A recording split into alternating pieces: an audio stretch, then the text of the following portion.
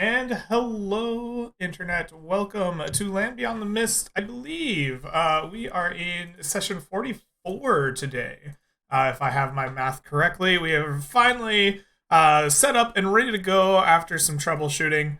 And I am ready to play some Land Beyond the Mist. So, let us get started by going around the table, having our players introduce themselves and the characters that they have brought out beyond the mist today, as we always do, and we will get ourselves rolling. Let's just go in camera order as I see it in the Discord, and we will start with Horo. Hey guys, Horo here. I'll be playing Norbert, the Unbreakable Wall. I don't think I've taken any damage in the last 5 sessions, so I hope something changes. That's it. All right. Yeah, Um, and why don't we send it over to Randall or Soul Crusher? Randall has returned. Randall has returned. 2 black eyes. He's missing some teeth. He's got some lightning wounds now. He's here to talk about hubris and how it's the mighty downfall of the strong. And he will push it on to the next person. All right. Mega, welcome back to the Miss. Why don't you take us away? Oh, hello. I am Mega. Mega Mixer on Twitch. Mega in the Discord. I am playing Shepherd today. A fiery 50-something-year-old ex-pirate who is now a druid. And he is currently on a quest to find out a way to become either a fire-based druid or a fire elemental itself. All right. Excellent. And last but not least, we have Leova. Hi, I am Leova. Having some technical difficulties today, so no cam, unfortunately. But I am here with Mau Baker, a new member of the Mist here, relatively new, a Tabaxi rogue, who specializes in baking and committing crimes. All right. Perfect. With that, we are all introduced. You have selected a quest today. I believe it was Horo, your character Norbert, who was the leader of the expedition. Why don't you tell us about the quest that you have selected and how you brought this motley crew together? Absolutely. So Norbert, he came back from his last adventure, and he's in dire need of gold. So he was looking at a notice board, and he saw the one with the highest reward, and he's like, "Yep, that's the one I'm going for." Looking at Randall, I feel like he got beat up. Norbert's looking at him, and he's like, "If I choose that guy, we're definitely gonna beat up." So I'm choosing him, as Norbert is, he's getting ready to rumble. I look towards Shepherd, and there's like 20 flying snakes behind him, and I'm like, all right, guess that works. And there's this old lady just sitting in the city square, and I'm like, well, if we're out to get beat up, I guess there's nothing better than an old lady, so. All right. Well, with the promise of riches at your disposal, you have chosen to be a courier for a particular person inside of the Cloak and Stagger. The job board says that they will pay very generously to deliver something for them. 150 gold up front, 150 gold when it is done. As you prepare yourselves for this courier mission, is there anything you'd like to take care of inside of town? Or are you ready to jump in and begin your questing? There is one thing that I would like to run through Nyx, if possible. Okay. I do possess a dread axe that was gifted to me by our lovely friend Garrett. I was hoping to put an extra enchantment on it. Um. Okay. What are you trying to enchant? I'm trying to make it an uncommon weapon, being a weapon of warning. No. It already has. You can. It already has a property to it.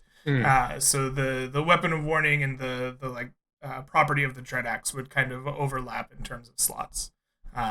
You would need I to see. adjust its stats up or down. I don't remember if the dread axe itself has a +1 or +2 on it, but it wouldn't change weapon types. It has a +1 currently, but I understand what you mean. Mhm. And being told these dire news, I'd probably look for an alternative exotic weapon, possibly in the Cold Iron Company. Dragging Randall with me is he's the most respected member of the company. All right. You drag Randall down to the Cold Iron Company by his ear as he complains the whole way, I'm sure. Most But you are definitely. recognized by the excuse me, by the proprietor there, old William Grimes, and you ask to get down into the exotic weapon vault. He takes out his old keys and leads you down, and I assume you are looking for an axe. Go ahead and roll me a d20 plus your reputation with the Cold Iron Company divided by 10. So Um, 1 for every 10 you have. if I could say something, Uh-huh. I feel like Norbert would have enchanted the axe because he had it, but as the wall, he would probably be looking for a warhammer or like a bludgeoning weapon instead, like a I great see. club So or a you're looking for warhammer. a Warhammer? Yes. Okay. Crap. Alrighty. With a natural one. It looks unfortunately like the vault is clear of the type of weapon you are looking for. Somebody has come through and purchased in front of you the repertoire of great hammers and great clubs that exist in the exotic armory. Despite Grimes looking about with you for a while, you do not find the Warhammer you were looking for. Okay, that's me. Okay.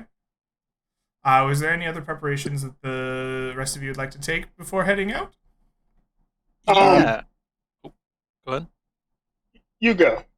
Okay. I need to go bug Rose Nix. As always, every single time I have to get my library card punched Uh-huh. to get a book, and then I wanted to ask her about moving an enchantment from one set of armor to a different set of armor, if it's possible. Okay. To your question about changing armor, much like the weapon, she says, no, unfortunately, our enchantment services do not provide for the transference of spells like that. You would need to start fresh and add to it. Transferring enchantments is beyond our scope. Oh, okay, that's fine. Could I get a book about just kind of like miscellaneous, like harvesting monsters? You know, the one I get every other week, the picture book. I mean, not the picture book. Uh, The picture book I get every other week. Yes, she nods her head and says, "Oh, of course, of course. You can check out a book on the harvesting of exotic creatures that can be used to get advantage on history, intelligence checks, or other similar checks related to the harvesting of exotic creatures." awesome. Thank you. Mhm.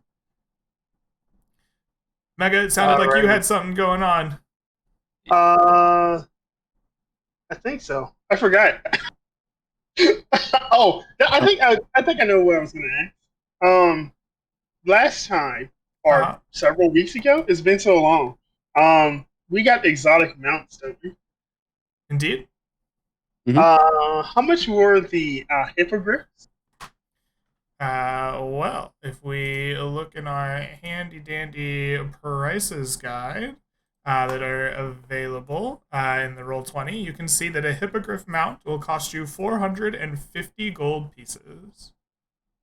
Ooh, Uh, and is there a slider on that, Greg? Can we slide it to more hippo or more griff for a different price?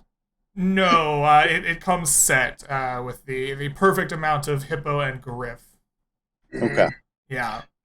this hippogriff mount does it come with barding? No, it comes Uh, as a hippogriff with a saddle. that's rough. 450 for something that can die in one hit. No deal. I slapped the guys down. Okay. No deal, he says, for the hippogriff. Um, other than What? that, Shepard is uh, reading a book upside down.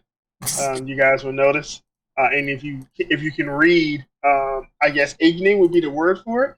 It says how to harness your fire. Uh, well, Mamo can't read Ignan, but if she sees you hanging upside down reading a book, and if you happen to be nearby a tree or any sort of upstanding anything, Mhm. she'll use her tail to kind of hang along with you and say, "Hello." You got it wrong, Mal Mal. I'm not reading upside down. I'm reading the book. The book is upside down. Oh, I You got it backwards. Yeah. Shepard's just he's doing his best to become book learned on all things arcane. All right. but in the process of maybe standing next to Shepard, maybe occasionally hanging around the area, Mamo does have a thing she wants to do. Okay. When Norbert came up and spoke to her about this mission and how vague it was and how much money was being offered, her senses pinged off that this might be something below the radar, under the table, back alley type criminal stuff. And being a notorious cat burglar herself, she's going to use her criminal contacts to try and maybe see if she knows who posted the job, get any information on someone in need of something in the area. All right. Absolutely. You spend some time prowling about the city using the contacts that you have with the Midnight Consortium, and try to find as much information as you can about this strange posting that it promises such rich rewards for you and your party. As you do that, you get the feeling that this is not associated with the criminal underground. Despite your good contacts and all of the people that you talk with, nobody seems to know anything about this posting. More so than that it exists on the town's job board. There seems to be no rumors about illicit goods needing transferred or anything recently stolen that would have a price quite that high. It seems that whatever this is, it does not have a connection that is easily traced back to the criminal underworld. Huh, that is interesting.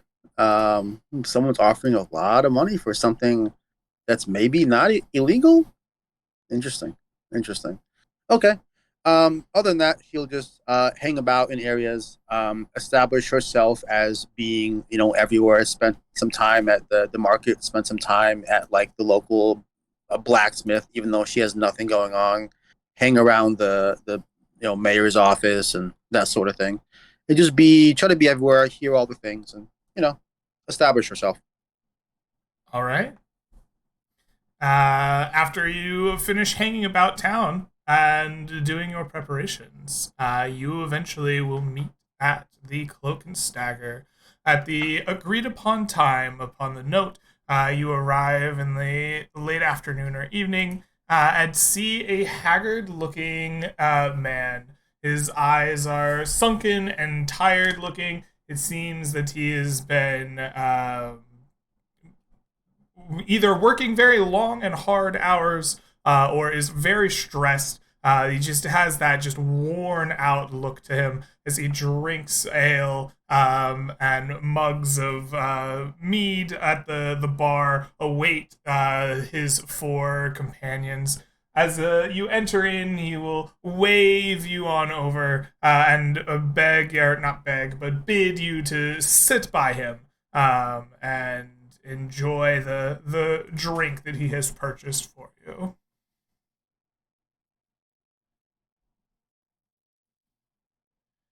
And I assume you I guys will make sort your of way over and have said drink. Yeah, And Mama will approach and say, "Oh, are you all right, young man? You seem distressed. yes, yes, of course I am. We're actually meeting someone here for a very lucrative job. Perhaps you want to join us and help. Maybe some gold will brighten your spirits." I uh, I am aware. Thank you. I am the poster of said job.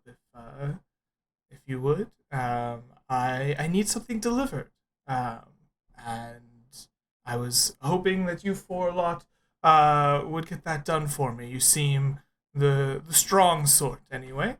Could make quick work of this. Wrong. I've only got 13 strength. All right. Mao Mao says, like half flexing her non-muscular arms. Norbert takes off his gloves and he's like average strength. Oh yeah, I forget. This is the first time during session Shepard goes indoors. He's got the ring that gives him +1 stats when he's outside and -1 when he's inside. So as this guy says this, and Shepard walks in, he literally slumps over like a raisin. Yeah, I think we could do the job for you. I don't know about these guys, but I'm pretty strong. Yeah, I can help him. So where are we going? As an old man, old lady, and a withered cleric stands there. He drinks from his mug and shakes his head. I could have sworn these looked stronger. And he looks to Randall and he says, I need you to take this. And he takes a pouch tied with some nice like emerald string that looks very fancy and lacquered. And it doesn't seem particularly heavy, but there is definitely something of an odd shape inside of it. Maybe like a cone or a small pillar, or maybe even a bar of gold. And he lays it down gently in front of you. And he says, this here is very sensitive. And I would have you take it from me and deliver it to a contact in Timbervale for me. They go by the name of Marion. Are we expected to be ambushed on the road? Oh, I sure hope not. But you can never be too careful these days. I hear the assassins are quite active recently. Local knight has been waylaid not too far from the road by them. You haven't done anything to upset them, have you? Looks at my -20 rep. Nope. He looks at my -18. Nope. Well, then you should be fine. No worries at all. Sure. All right. Should we As know what's inside the bag? Or is this better kept secret? I wouldn't do so in here. If you must look inside the bag for your own curiosity, I won't blame you. But I would prefer you at least do it on the road. Oh, for sure, for sure. All right. I think the sound is more sus, guys. Maybe we should just turn this guy in. He shakes his hands like, "What do you mean, sus? I assure you, I was just doing my tasks." I don't know. This guy seems pretty chill. He's just a little stressed out, you know? I'm rolling insight on that. Hold on. Actually, as you do that, Mao Mao was also thinking the same thing. Can she give you advantage to try and make a roll or make her own check? What are you trying to incite? So I'm curious. He said you should take this from me, and she's heard years of existing Fey legends of someone being cursed and unable to give away an item, but if someone takes it from them. So she's thinking, maybe this guy cursed with some evil bag and he can't give it away and it's making him tired. Okay. If there was any like hint when he said take it from me, if he like twitched at all or Okay. Go ahead and roll again, Shepard. That is so smart. Mao Mao with the W. W Mao Mao. She's L reading this too guy. many fairy tales. She's old, man. She has grandchildren. Ooh, 18. Yes, there does seem to be something of an anxiety about this guy. Whether it's because what he's doing is valuable, or perhaps illicit, or perhaps there is some kind of magical component to it. He does seem rather anxious to have you take on this job. He really wants you to take this bag and deliver it, and like he's trying to be as like easygoing and nice about this as possible, but you do read an anxiety there about making sure that you take this job. Shepard literally attacks with fire. So like he's gonna put his hand on the table and it's gonna start smoldering. He's gonna say, "Listen here, Sonny. I've lived a lot of life, and I was a pirate at one point. Nobody believes me, but I was. Uh, I need you to tell me everything you know about this, so we don't get burned." And I lift my hand, showing the burn marks on the table. Yeah. Go ahead and roll me an intimidation check. Oh no, it's +0. Yeah. Does there being a grandma and a wizard cleric give him advantage? I think the wizard cleric was going to give him advantage, especially with the scary mask, but then Wait. there's this kindly grandma that bakes cookies next to him, so it kind of cancels out. I'm going to use. I have my lucky coin.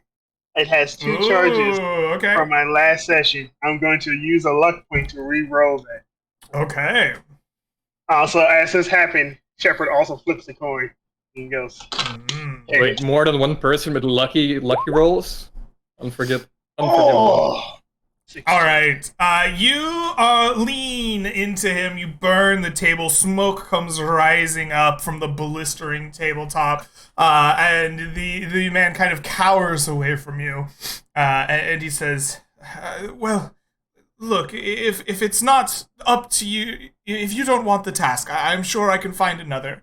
And he begins to like pick up the bag and stuff it back in his pockets. And I like catch his arm halfway through the table and say, "No, I'm gonna do it, but I better not get stabbed in the butt by an assassin." He shakes his head like, no, don't worry. Like yes, then no, then like you won't be struck by assassins. That I can promise you. I assure you, no assassins. Just angry Fae, right? Just angry Fae. No Fae that I know. Mm-hmm. Demons. I can promise you there will be no Fae or demons or assassins. I'm thinking it's none gonna be sent all by three me. guys. It's fine. There's gonna be a Fey demon assassin, I swear to God. I'm Man Bear Pig. I'm here to get that bag. Don't worry, guys. I brought this definitely not a picture book. We'll be able to identify whatever it is. Promise. Baby's first monstrosity. Baby's first assassin demon Fae creature. Greg taking notes in the background. Speaking of taking notes in the background, as this discussion is going on and Shepard is intimidating, is terrifying this poor, helpless man, Malmo has kind of not slunk off to the back, but kind of moved to the edge of the room and is paying very close attention to how this man talks, how he speaks, the sort of stutters in his voice, to try and pick up on how he behaves and how he speaks. And her goal after after the party leaves this discussion, accepts the job, whatever, she's going to lag behind and follow this guy and see what he's up to, what his next step is. Okay. Curious what's going on. You slip off into the shadows of the bar, dancing between tables, picking up drinks for random strangers, all the while keeping your sharp ears and eyes on the man and studying him. And you slip off completely unnoticed by the cowering individual. Like, I swear, no Fae, no assassins, no demons. Yet. I can say with a full heart, I expect none of those. Mm. So I say we should expect all three, but that's better for us. More heads to bring back. See, I knew you were the strong type. Look, it's easy money. If you take my parcel and deliver it to Timbervale, it is 300 gold for you. It is a year's savings or more for most people. Who did you say was your contact there? It is a man named Marion. And what does he do? Yes, how do we find him? Oh, he's a timber cutter. He's a local there. You should be able to find him relatively easily, I assume. How else would you find Marion? He lives in the house furthest from the center of town, close to the woods, so that he has a nice early start to his day. It's a nice garden. out in front. Vegetables and sunflowers. Fair enough. I've got my everything I needed to know, so hand it over, I guess. Wonderful. And he hands the bag over to you, plops down the kind of strange feeling object inside of it in your hands. Is there any idea me just feeling it through the back would be able to distinguish what it is? Give me a perception check. I will let you use dexterity if it is better for you than wisdom. Because you are kind of feeling it up. I think I'll use my wisdom if you'll allow me. Norbert feels a strange man's bag in the bar. If you had to guess, you would think this was a particularly large finger.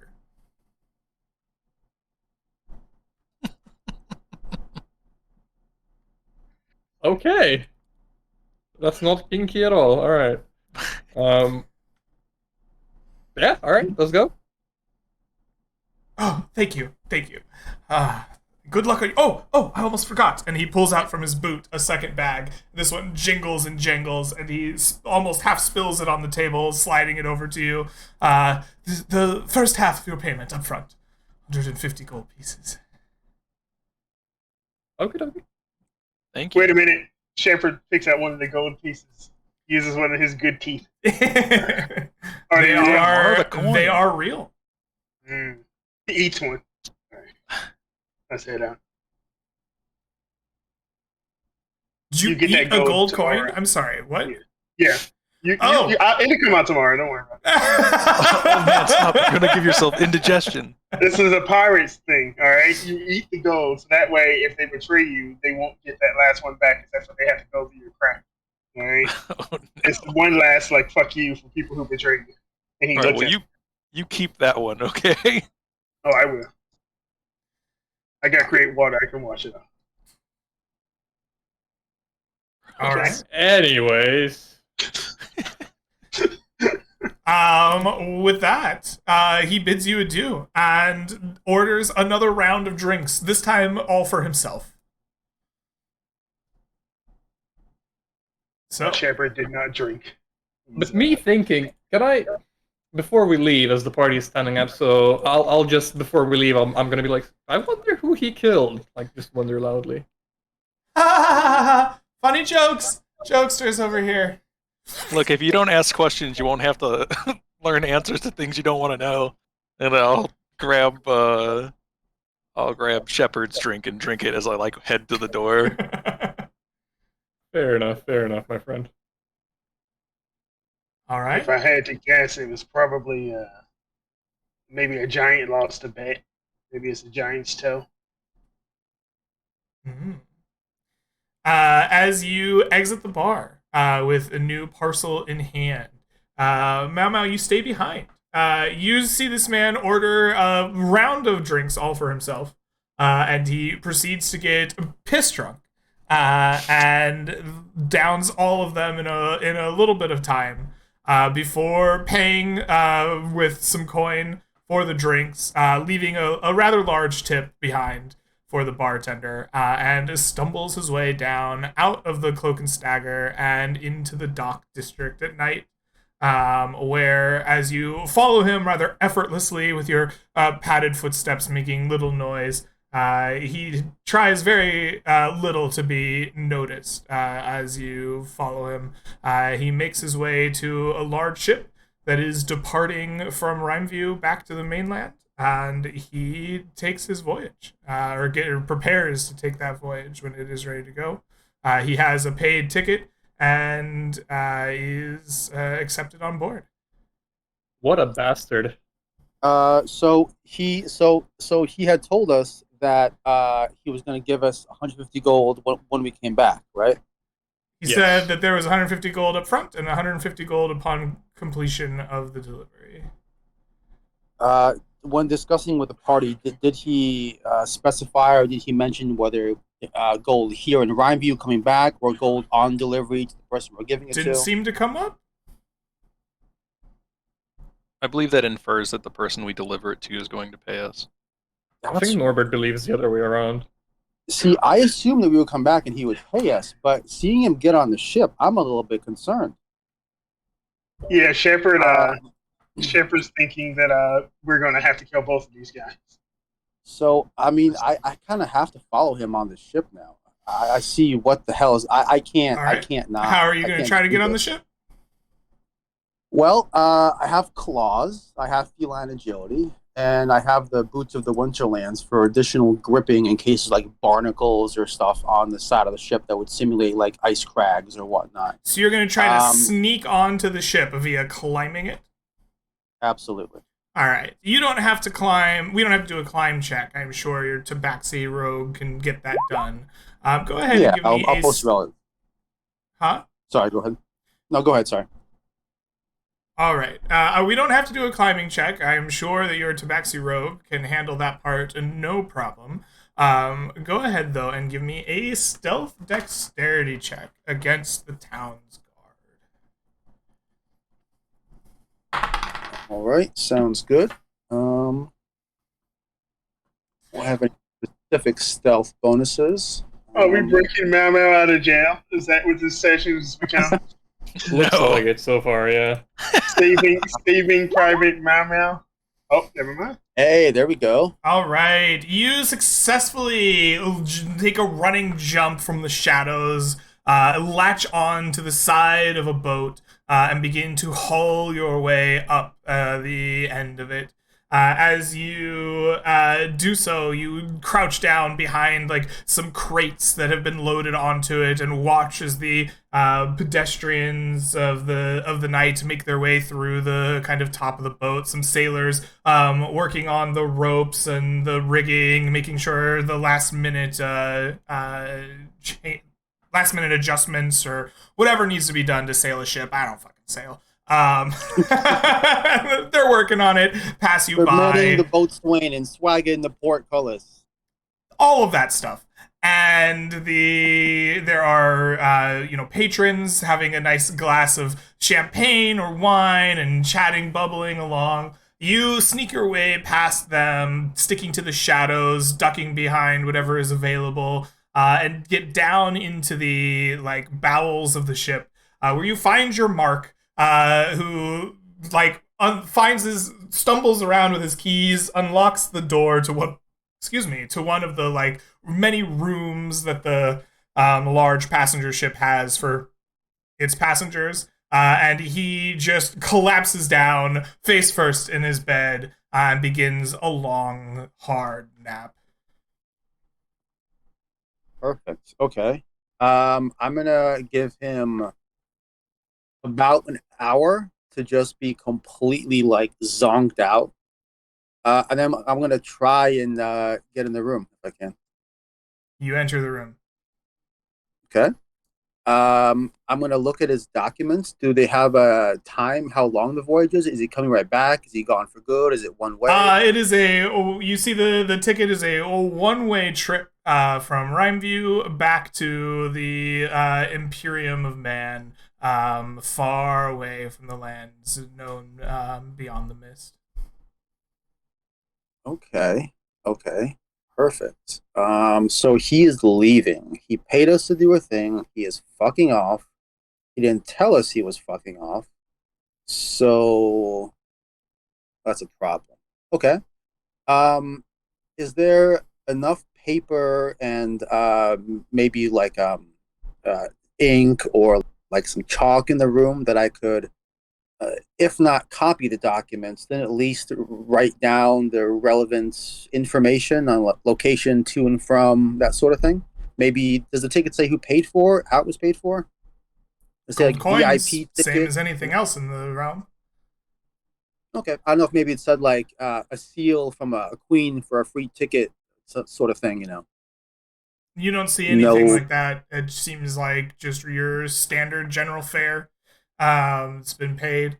I don't know what particulars you want. Sure, you can copy down the destination. It's a well-known port in the Imperium. Yeah. Pretty much, it would be like New York City, right? It's the port that everyone knows. Come on. I was thinking, for example, yeah, if it said like New York City to Moscow, it might be suspicious given the real world events if it was like a current sort of thing. Cool. Cool. Okay. So No. basically, what Mama's gonna do is, does this document have his name on it? Sure. Yeah. Damn Uh, it. Okay. it has his real name. I don't think we introduced him. Where are my notes on this man? This man's name is Gilbert, and Gilbert introduced himself as such, and you can see it listed on his paperwork here that you are rifling through. In that case, I will take the paper. I will take the pass, the boat pass. And then um sorry, my first instinct was to steal his identity, and now that I've done that, I'm like, what's my next step? Okay. Um,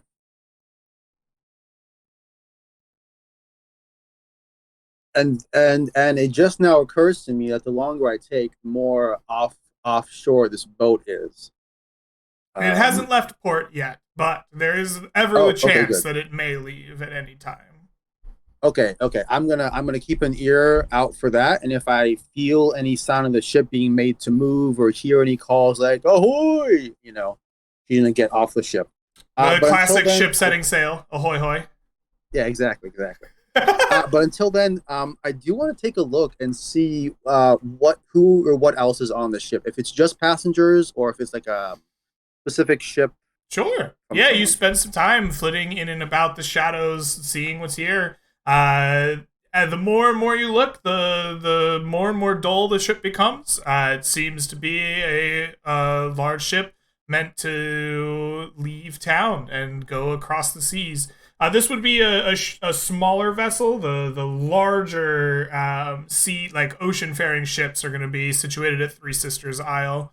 But this one will basically get there and transfer all of its cargo and contents to the large vessels that go across the ocean, as well as all the people moving on there.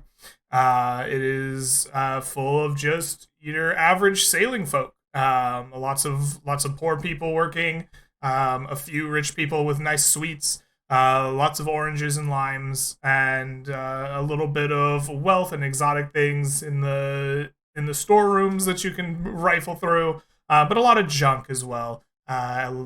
It just seems the more you look to be a mundane ship, doing exactly Okay. what it says it's doing.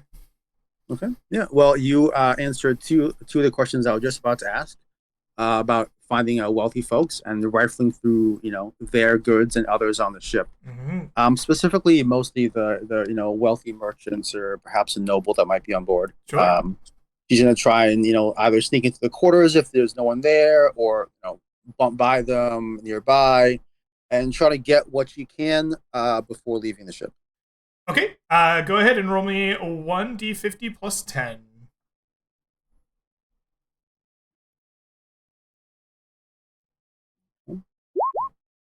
And if she sees anything particularly like valuable, like someone flashes like a big gem, she's gonna be just like big eyed at it. Ooh. Alrighty, yes. You managed to rifle through all of the riches and come away with 50 gold pieces worth of jewelry, family heirlooms, coinage, and whatever else catches your gleaming eye before you disembark from the ship, as shouts of "Ahoy hoy!" Abound, and it begins to pull off away from port towards Three Sisters Um, Isle. and before I leave, I ponder whether or not I want to leave this guy alive. And then I think back to my chaotic neutral alignment. And I think the best thing to do will be to make sure I have all of his paperwork. Uh, and then he'll have problems when he gets there. Yeah, we're fine. We're good. We're leaving. This man didn't do anything obviously like evil to us. I didn't get any sense that he was like selling us out to someone. It's just a vibe of someone that got paid to do a thing and now he's leaving. So I'm gonna leave him, drunk, All happy. right, excellent. You leave the port and make your way back to the edge of town, where you find your companions getting ready to perhaps leave for Timbervale. What did you guys do for the hour that Mama Baker wasn't around? As she followed this strange man Gilbert off to the ship. I would have suggested we play Hot Hands. You know that thingy where you do this and somebody has to slap your hands before you can move them. Except for every time I slap somebody's hands, I would burn them. I don't want to play anymore. I think the first time you play that game, you immediately just get punched in the face. Pretty much, probably. I got 2 black guys from both of these guys when you come back. They beat up an old man. It looks like he has eyeshadows, like with charcoal or something. It's actually 2 black eyes. I should have fireballed these 2 man. I did.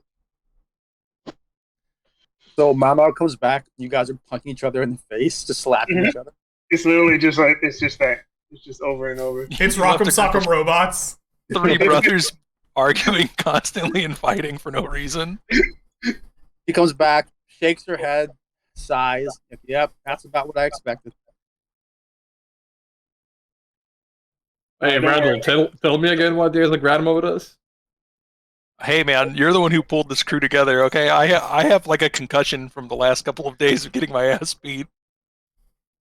Alright, fair enough. Let's talk more punching than punches, right?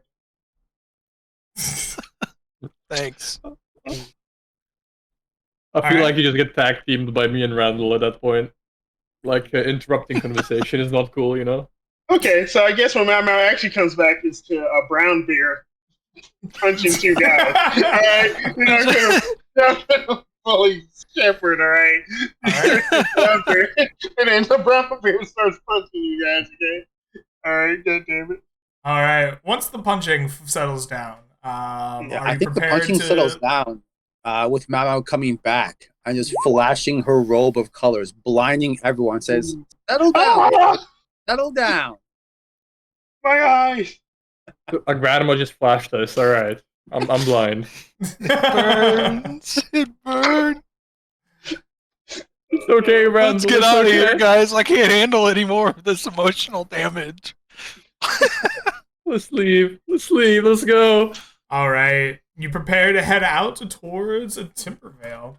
As you do so, I would like to know, are you walking the road to Timbervale? Are you riding? Are you caravanning? What is the mode of travel that you would like to take towards Timbervale? We lose nothing by caravanning. I would suggest caravanning. I mean, it's a day's walk if we just walk it, right? It's a little bit more than a single day's walk. It's a 2 days journey, yeah. Yeah. Oh yeah, we can caravan then. All right. Caravanning costs you 5 gold pieces each for getting together the merchants and travelers and anyone else who would follow you to Timbervale. You eventually, though, got a nice wagon train going of people ready to make their trip to Timbervale with you. As you're going along the road, it is going to be 1, 2, 3, 4, 5. Just still about 2 days' journey. Should nothing go wrong there, as you're traveling at about 3 hexes per. Which role will each of you be undertaking as during this travel phase? Mau is going to be the provisioner, I believe. Okay. It's 3 days, 1 gold per person, half a gold per pack animal, with no pack animals except Norbert's guns. Exactly. Flex the specs. I think So, that's 12 gold? supposed to be the guide. I think. Okay. If you would like Sorry, what did you say? We can handle that in a second. What is everyone else doing? I will be scouting. Randall will be our scout. Norbert will be guiding the expedition as a fearless and party leader. Shepard will be our lookout. Excellent. Okay. Yes. Sorry, just before we head out, I feel like Norbert would approach Mau Mau, and he's like, I was probably too drunk when I invited you, but now that you're here, I think you should take this. If something goes awry, just hide in the shadows, and I'll hand over Mao Mao the cloak of shadows. Okay. It's Mama will take the cloak and say, "Oh, look at it! It's all ragged. You haven't taken care of it at all." Listen, just hide, okay? She puts it on and just like is gone in a flash. All You turn right. around, she's right behind you. Spooky. We have spooky grandma now. All right. Well, So grandma. Mao Mao, you are going to be our provisioner. You said, Yep. as you gather up the caravan to get people going, you go around buying provisions, is what you said. You wanted to take 3 days worth of rations. That's going to be a gold each for each of your party members. So it would be 12 gold in total if you wanted to go with 3 days. I think we probably, as usual, take an extra day just in case weird shit happens or someone's mule breaks down. We have to put it down and then eat mule meat and be sad for a day. Okay. Yeah. So would you like some to of that. go So with 4 days of rations? yep, for 16 gold and then 5 each for the caravan cost. And 5 each for the caravan cost. Yes. Do you need me to cover the price, or are you okay? 16 plus 20 is 36. I have 79, so we're fine. All right, excellent. You get the caravans together. You load up with dry meats and jerkies and water for the trip to Timbervale, and you are able to get going. You head out in the afternoon or like maybe early evening, as Timbervale is a fairly easy journey. It is expected that you rest along the road at some point during the night when you go. And you and the caravan head out, enjoying the nice and easy trail through the woods. As you go, I would like to hear from our guide, actually, and Norbert. It is your responsibility as the guide to make sure the party is not drained or exhausted by the journey. So what I would like for you to do is describe for me how on this kind of 2 day trek through the woods, even aided by a road, how you avoid or stave off the labors of the journey for your party. Um, I do believe Norbert this time, as it is a short journey. He's going to be using his gloves of power again. He has a barrel strapped to his back, maybe to help out Mao Mao. He has all her rations in his barrel, just helping her out, weight wise. For Randall, all the heavy armor and stuff. Even though he's a strong boy, it's still helpful Mm-hmm. when somebody carries your belongings. Same goes with Shepard, even though he's probably just a nude guy in a loincloth. Oh, But hold on now. I'm wearing hide. All right. If you want to help me, you got to polish my head. yeah, so I'm just doing like their menial tasks for them essentially, just to make sure that they're All both good right. mentally and physically. You attempt to take on the burden of the journey yourself to stave it off for the rest of your party. Go ahead and make me an athletic strength check. It will be a +5 to your check, but the base DC will be 15. I do have advantage for this. All right. There we go. That is a 31, very easily done. The trip is not particularly strenuous or difficult, but you do take on the party's responsibilities yourself as much as possible, and they will be able to avoid or stave off the labors. They will not be exhausted by this journey. Please take inspiration for your guidance of the party that day. Randall. As the caravan trucks and bundles its way through the woods in the late afternoon and evening, you can hear the bird song. Your responsibility is to make sure that the party doesn't get lost, but more importantly, doesn't lose time on the journey. Getting turned around isn't the only way to become stuck, waylaid, or otherwise just kind of lost or losing time in the wilds. Please describe to me your efforts to keep your party on track in during this journey. I think Randall he's trying so hard. He keeps like not doing as well as he wants to while he's flying. And he's like, flying probably not the best way to spot you know, like boggy ground or knocked over trees. So he's just Mhm. gonna like run out ahead of the group as far as he can and get like a good Mhm. distance ahead of them just to make sure there's not anything weird going on. Sees a weird bush, maybe he'll go kick a weird bush a couple times. Teach it who's boss. Yeah, teach that weird bush who's boss. Mhm. Spoke to me and things. We don't like that. I heard it was burning the other day. Anyway, go ahead. That sounds like you're racing out ahead, but you're looking for things, right? Like weird bushes. So go ahead and Yeah. give me a perception, a wisdom check. You will get +5 from your caravan, and your DC will be 12. All right. That'll do it. That'll do it. That is a success. Go ahead and mark inspiration for your successful scouting for the party. The party will not be stuck, waylaid, ambushed, or otherwise lost or losing time on this journey. Excellent. Soon, night begins to fall around you and the party. The caravan kind of breaks off into its separate segments for the night, and each of you are kind of tasked to keep yourselves entertained and rested up before coming back together the next day. As the party is breaking up and be resting for the night, we will turn to our lookout shepherd. Shepherd, please describe to me how it is that you are keeping a sharp eye out during the evening, and making sure the party is not surprised or ambushed by things that may go bump in the night. There we go. First, I gotta unmute myself.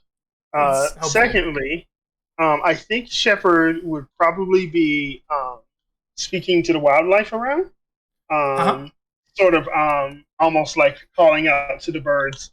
He has a quarterstaff of birds, so he can make like random bird sounds.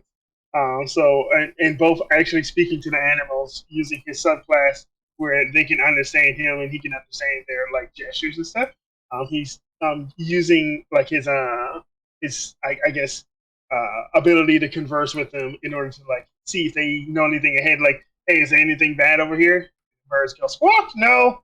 Or like, hey, All right. or they like wolves over here and they go squawk, yes, don't go there. And I guess occasionally one would go squawk, got you. Ah, there was danger, and we get eaten by wolves or something like that. His All epic right. troll. Yeah. Well, you begin preparing the fire, enjoying the like time away from your caravan, talking to the birds, trying to make sure that something is not going bump in the night around you and your companions as you sleep. Mhm. Since you were talking to your birds, why don't you give me an animal handling check?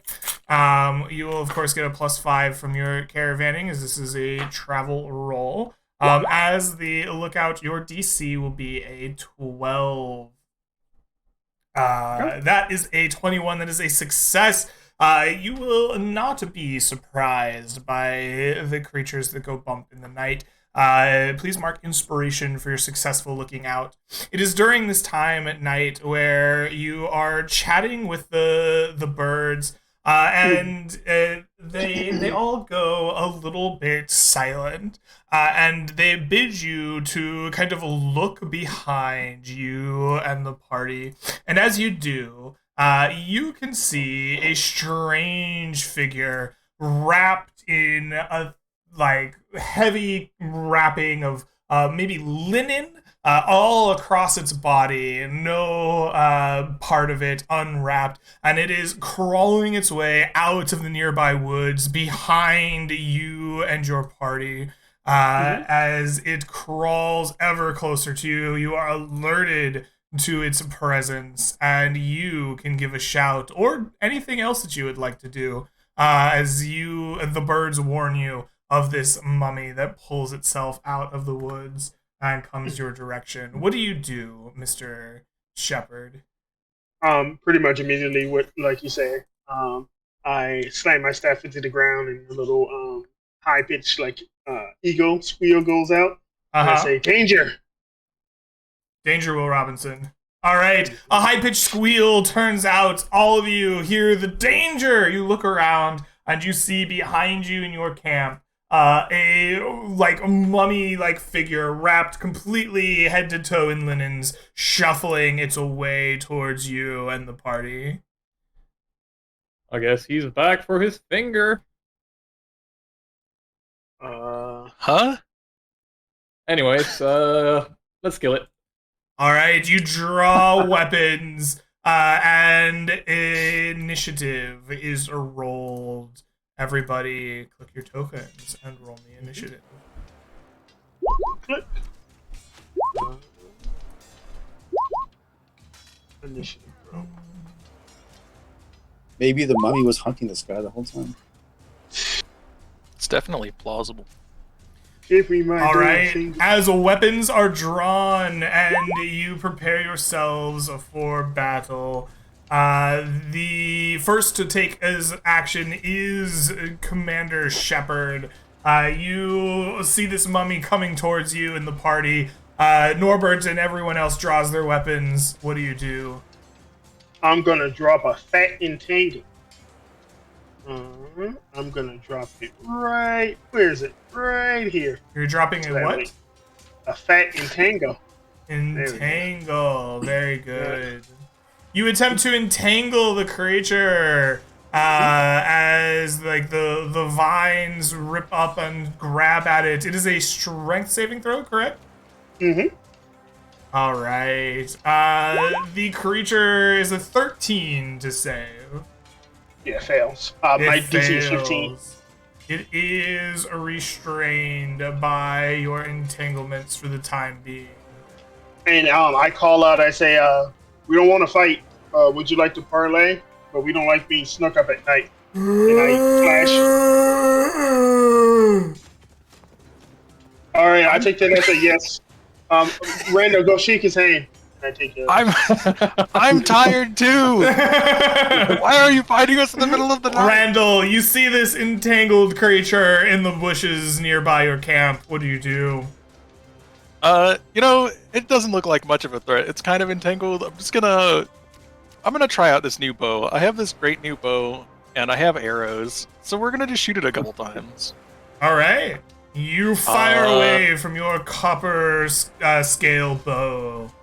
Yeah, I will rage because I have nothing else or nothing better to do with my bonus action, but I don't think it adds to the damage. All right. So let me click this a couple times. Okay, all right. Not very good with this weapon, apparently. You're still getting used to the weight of the bow and the strength of the draw. You fire your first shot like into the like feet of the mummy, and you begin to like redraw the bow, cursing under your breath.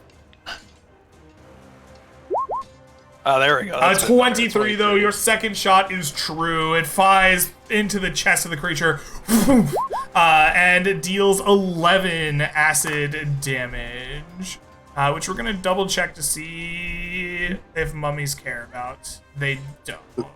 So that's Was that an 47. extra attack or the advantage attack? Boom. Why do I have advantage? Because it's entangled, right? He is I entangled. Yeah, that is true. He is restrained, I believe. Oh, he's restrained. Okay. Yeah. Well, you know what? We'll You throw can fish one more for a out. crit if you would like. Yeah, we'll give it one more. All right, Close. you still No managed cigar. to hit. The creature goes. You see it ripping at the entangling vines, trying to break free from their grasp on its turn. With an 18, it rends its way out of the control of the vines with its action. It is no longer entangled, but it begins walking through this difficult terrain. And it gets that far. Norbert, it is your turn. Yeah. Norbert is gonna look towards the grandma and he's like, remember what we spoke about? Go do What? that. What was that? 5, 10, 15, 20. And I've heard they don't like radiant damage, so I'm gonna make it dance. All right, Dance, you dance, cast a revolution. sacred flame at it. as the creature will try to avoid. It does successfully. The wrappings of the creature move with a sudden alacrity as they dance away from your sacred flame. And I'm the one holding the bag, and I'm gonna kind of dangle it towards it. Is this one yours? If you speak to us, we'll let you. Can I check in the bag? Is it a tongue or is it a finger? You open the bag. Inside, there is a particularly long, rotting finger. And it is wrapped in parchment that has been jiggled loose by the, moving of the bag around and, dangling it in front of this mummy. And you can see that there is writing upon the parchment. In a nice, simple, common script, as you peer inside. Okay, I don't read it, but I'm just like, oh, it's a finger. All right. So you can't really talk to us then. We'll just kill you. It's okay. It happens. It's fine. That's me. All right, Mau Mau, it is your turn. What will you do? Norbert, do you look in the bag and then say out loud, "It's a finger"? I don't think I do. I'm just like, is it your tongue in the bag? I opened the bag. Nope, not your tongue. I guess we'll kill you. It's fine. Okay. In that case, Mau Mau will say, she'll sort of twirl a little bit in the new cloak given to her by Norbert, and then she'll walk over to the side here by Randall with her crossbow. Beforehand, she will, being hidden. Is this an actual tent here, or is that just for? Yeah, we'll call it 10. Okay. Since she is hidden from this mummy, she will use her cunning action to hide. Okay. And then we'll come around with a loaded crossbow and take a shot with advantage. Okay, go ahead and give me a hide check. Oh, yes, I apologize. Thank you. And if this creature's senses are based on sight at all, which it may not be, I have advantage on it. Okay, go ahead and give me a check at advantage. Okay. All right, you are successfully nice. hidden from the creature. When you pop around the other side, you'll have advantage on the attack. And that is right about now. All right, you jump around the edge of the tent, getting a look at the mummy. You strike it with a crossbow, dealing 14 points of damage. Is your crossbow magical? It is not. It is a regular All crossbow. right, it does damage to the mummy, but it seems to do less than you would expect due to the accuracy of your shot. And then she looks at it. Does it seem to react to the shot at all, or is it razor focused on Norbert? It seems pretty focused on Norbert. Yeah. Okay. And then she'll say, well, no, she's not gonna say anything. She's still processing what's happening.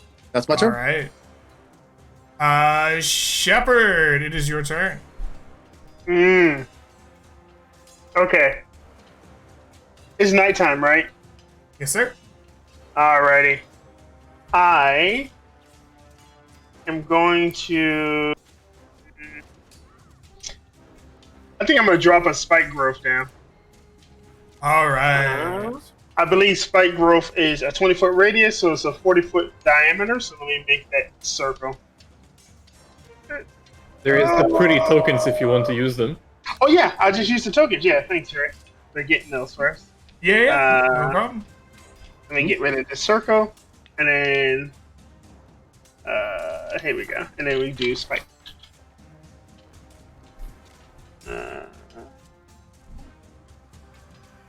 Wait, does that work?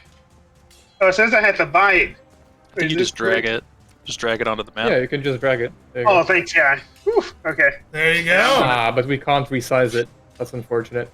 It should be the it's- correct size, right? 5, 10, Yeah, it's a 15. 20 by 20. It's a 20 by 20. Is it 20-foot diameter or radius? It's It's supposed to a- be 20-foot radius, so it's supposed to be like That's twice that size. 40 by 40. Oh. It's Yeah. okay. Whereas And I'll put it like Hey. right on him, Greg. I can't control the token. It's like, oh, whoa! Big boy one. My mind just blew up. I want to put it like right on him. Yeah, that's great. Yeah. Can I inch it forward just a little bit more? Just like one more square. No, It's wait. there so- or there? Would you like it here Or like one Norbert. more. or here? Yeah, towards the middle. I think he wants it left. One. Here? Yeah, perfect. Okay. Alrighty. As he calls upon the grasses and the trees, he says, Mhm. "Hey, buddy, just go back to sleep." All right, And the grasses and trees rip up like sharp thorns across the like ground in front of this creature as it is surrounded by sharp poking blades. Randall, it is your turn. What will you do? Randall will move 20 feet or 15 feet. Remember that he has to deduct arrows whenever he shoots them. Because he's not an idiot. And then shoot 2 more arrows at this creature. And I All believe. right. Oh, yeah, you got rid of it. Okay. Let's see. Oh, 1. And a second one. Does a 15 hit? 15 will hit, yes. Alright. For There we 17 more points of acid damage, the creature is bloodied by your attacks. Excellent. And that will be my turn. Alright, excellent. The creature will then lunge its way forward 5, 10, 15 feet. Go ahead and roll me damage for spike growth. If it matters, it's difficult terrain as well. 64. Okay. 14 points of piercing damage. It will take 14 more points of piercing damage. The mummy appears to be on death's door. It cannot quite reach you, Norbert, but it will glare at you. There is a dreadful glare. Please make me a DC 11 wisdom saving throw or become magically frightened by the mummy. You succeed, you're chilling. Norbert, you shake off the dreadful glare that chilled the back of your spine, raises your hackles. What do you do? For a moment, I wanted to yell at Shepard if the mummy got stuck. I'm like, but it's fine. I can get close to it now, so that's all good. I'm gonna walk up to it. Can I knock it prone with my Shield Master bonus action? You may attempt to, yes. Very poor. You are unable to knock it prone. You shove and push with your shield, attempting to knock it down, but the creature stands firm. A magic strength that you did not believe this ragdoll might possess. Yeah, and I'm gonna take a couple of swings with my sword. All right, please do. 17 to hit. That is Sorry, a so 17. 13. It looks like a natural one. It's a natural one. It's a miss. All right, that is a miss. And an extra attack. So 29 to hit. For 15 points of damage? 15 points of damage, your attack fells the creature. It falls into dust at your feet. You can see the wrappings fall loosely upon the ground and almost seem to dissolve into like dust, as if the magic itself was all that was holding them together. And rather than a pile of bones and flesh, you see a mound of dirt at your feet. But the forest is silent once more, and the threat seems to be over. I feel like Norbert is gonna go obviously around the spike growth if he knows it's there. Probably Yeah, follow them I'll and drop it. yeah, and investigate the forest where it came from. Like, is it just like a random wandering mummy, or it like followed us Alright. because of the bag, or is it? Go somebody ahead and give summoning me an them? investigation check as you look through the forest, trying to find signs of where the mummy may have come from. Okie. I'm not really good at this. 14. A 14. With a 14, you search the forest, and you find little in the way of signs of the mummy. It seems as if the mummy might have just appeared on its own. As you search around, you find no signs of where it may have come from. I'll cast Detect Magic. I have 4 different sources I can cast it from by now. And Okay. I'll look inside the bag to make sure that it is indeed magical. That's what's affecting Yes. the creatures. The rotting finger inside the bag has an aura of enchantment magic upon it. I'm like, Norbert thinks for a second and he's like, you know what? Mao Mao doesn't have long to live. I wonder what would happen if she had tuned to it. And he's gonna yell out, Mao Mao? What is it, Norbert? Do you want the finger? You want to tune to it? Run, Granny, run! Sure. This thing in the bag help. as I jangle it. Oh, that's like You a perfect jingle the catch, bag, and the parchment that wrapped around the finger comes falling out, and you can see a small written note that lays at your feet in the grasses. If somebody wants to read it, go read it. Norbert doesn't care. Yeah, Why do you have a finger in a bag, Norbert? There's paper here. Oh, I I wonder what. imagine it's gonna say like, "Hey, suckers, nice finger." So Shepard will walk up to it and pick it up. What does it say, Grant? All right. The mysterious note is as such. It reads to you, Dear stranger, I hope you will forgive me for what I have done, but I had no choice. The mummy has haunted me every night since I found this cursed finger. I've tried throwing it away, but it did no good. A learned sage advised me that only by finding the mummy's tomb, or by giving the finger away, could I be rid of its hateful curse. I am no warrior, and who would knowingly take up this burden for me. You looked brave enough to endure the curse and perhaps solve it. Please understand I meant you no harm, but I would have been killed or driven mad otherwise. Mm-hmm. Oh, what a strange note. Good luck, Norbert. Yeah, see you, dude. See, they just leave me in the forest alone at night. Out of curiosity, I am attuned to the orb of the dragon kind, and I have castings of scrying. Would I potentially be able to use that spell now that we've met the mummy to see where it is buried? You maybe? Let me look at scrying. You have a finger, probably, isn't it? Yeah, he's probably a little familiar. Where's the rest of the hand, though? Yeah, it's not like I have part of the body or anything. You Zoom can into see a- in here a particular creature you choose is on the same plane of existence as you. Blah, blah, blah. The target must make a wisdom saving throw, which is modified by how well you know the target and the sort of physical connection you have to it. If the target knows you're casting a spell, it can fail it, whatever. I have met the target, so it's a +0. Connection. You possess a body part. It has like a -10 modifier. Yeah. Okay. You possess a finger of the mummy in your hand. You begin to ponder thine orb, and you cast from it the scrying spell. As you do so, you see a sea of golden sand and a great pyramid. And you see a ancient looking pyramid that is guarded by a sphinx. And it looks to you something like this. Oh, we're already there. Easy. Let's go. Wow. Okay. Is that my great grandma? Possibly, And I as guess. soon as the connection is there, the connection ends, and you have seen the location of your target, but it seems to be broken in a matter of moments upon seeing it. Boys, I have some bad news. We need to get to the desert.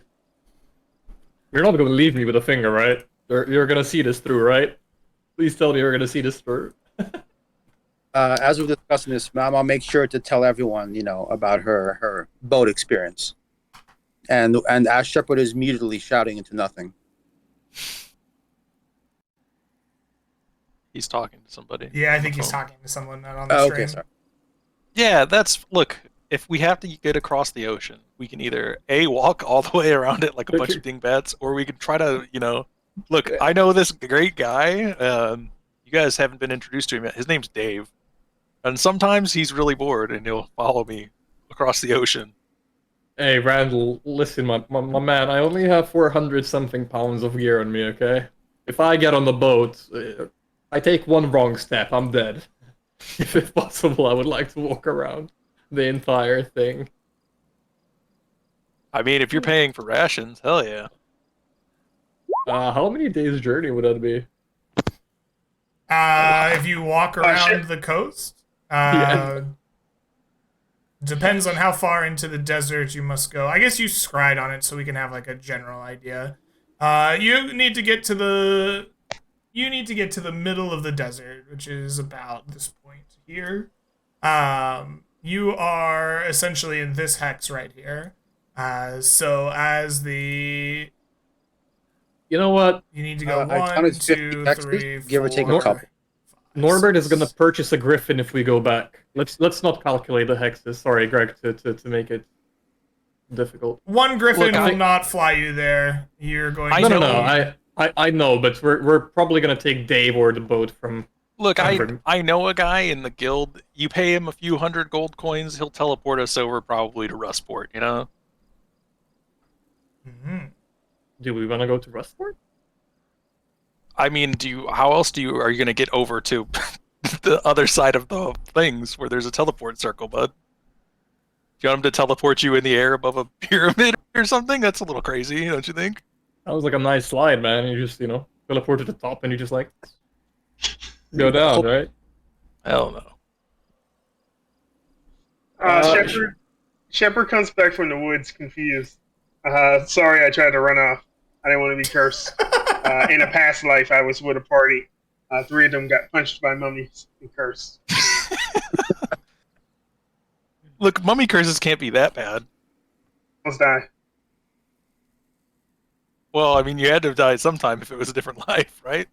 Yeah, I feel like it's like 100 years in the future. But, Mm. Anyways, do we guys go to Timbervale and then boat? Is that a possibility? Is there a dock in Timbervale? Should be. Can't Yeah. imagine why. Greg, is there a dock in Timbervale? Timbervale very Look, specifically guys. is not built on the water. Okay. We should go We should go back to Rhymeview and go talk to the mages there. I'm sure for like 100 gold coins they could teleport us across the ocean, almost same day. You might have to do with the contemplations of did your body just actually die and get decomposed, and then a clone sent across. But that's existential crisis for another day, I think. So what you're saying is I should prepare water breathing. All right. Last time I wanted to teleport, it was like 200 gold per person. Yeah. We take a boat. Let's head back to Rimview. Check the price of teleportation. But yeah, let's head back to Rimview. Before we head back, where did this guy say to take the finger again? Did he give you a destination? A pyramid. Are you No, talking about no, Gilbert? He asked when you you got to meet a man named Marion in Timbervale. Well, why don't we go to Timbervale? We're already halfway there. See what's up with Marion, and at least maybe we might get more information on this, possibly. Look, Grandma, I don't want to tell you this, but there is no Marion. We've been duped. You guys are right all along. It's time to go to the goddamn pyramid. I know you've had a rough life, Grandma, but you can't trust everything people say all the time. I'm the person who's supposed to do that. Greg, I'll try to use one more scrying to scry on Marion. I know where he lives. I have a rough description of him. It's not a guaranteed scry, but I'll try to do it. You attempt to scry, but it doesn't Nice. work. He doesn't exist. Yeah, you have a rough description of him. You know his name. You know where he lives. You feel like the magic should work, but no matter how hard you ponder your orb, it will not show you Marion of Timbervale. Literally, Mau. you showing who this. Mama, we've been duped. We need to move back to Rimview. Please. Don't leave me with this finger. Mau Mau's whiskers twitch in agitation. Crap. We probably That- leave the procession of tents and everything in the morning and head back, or Okay.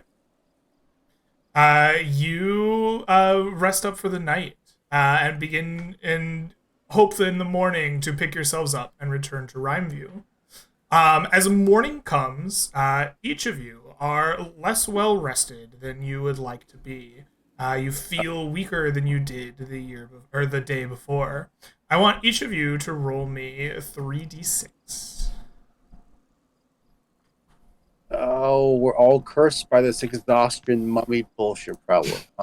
Does lesser restoration help at all? You cast Lesser Restoration, but it does not seem to help you. You still feel Fuck. burdened and tired. Each of you will have your maximum hit points reduced by the value of that 3d6 you rolled this morning. Oh, Mammoth's dead. Oh my god, that's horrible.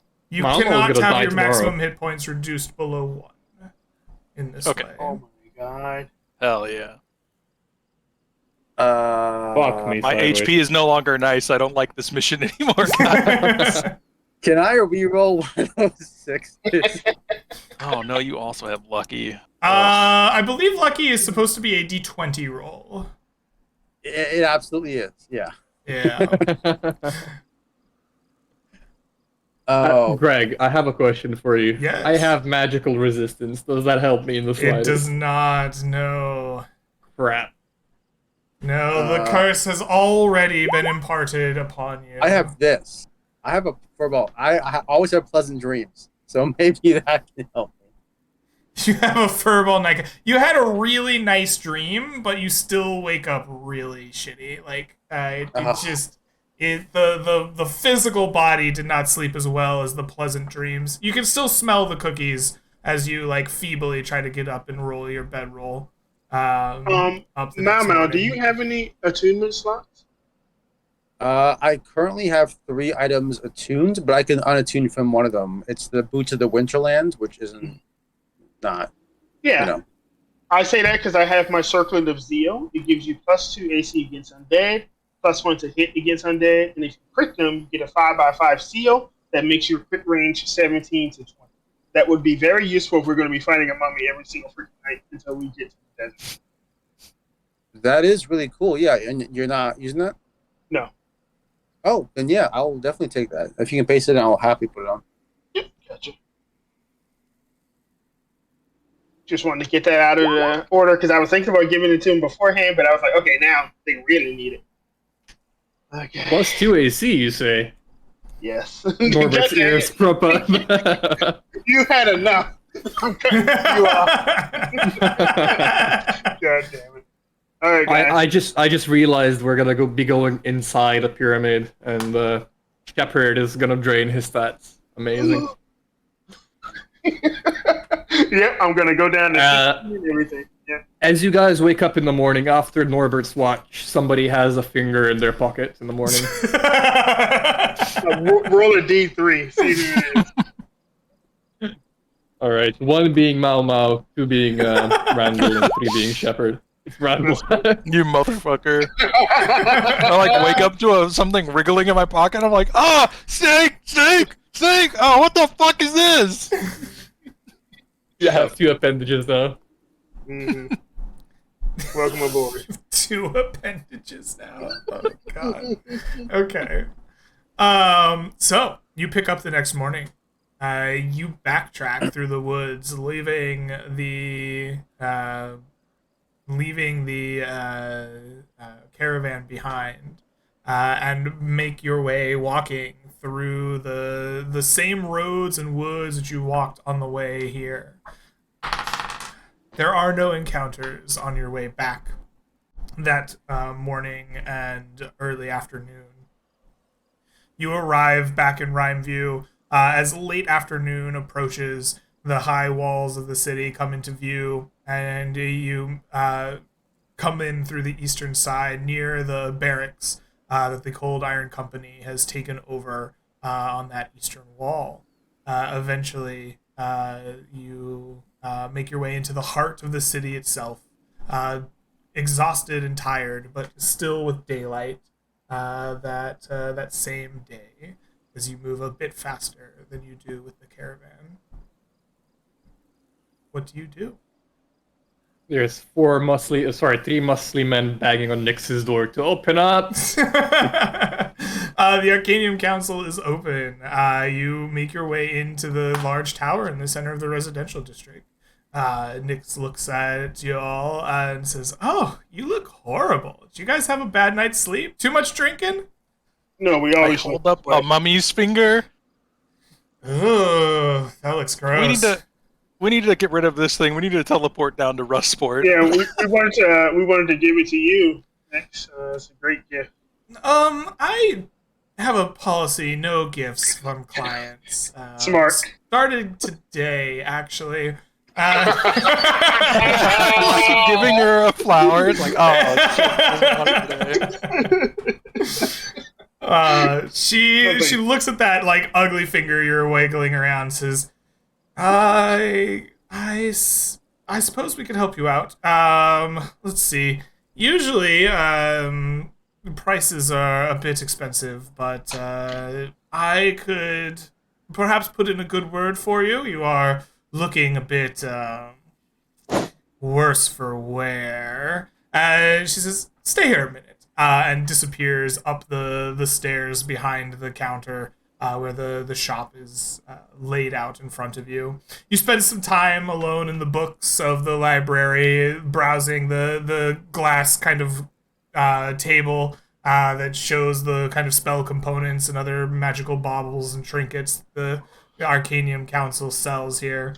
And eventually she comes back down and says, given the nature of your condition and your good standing amongst the Arcanium Council, we would be willing to perhaps give you a bit of a discount this time on some teleportation services you said you needed. Depending, of course, on where you're going. We don't have circles everywhere. They are quite expensive to maintain.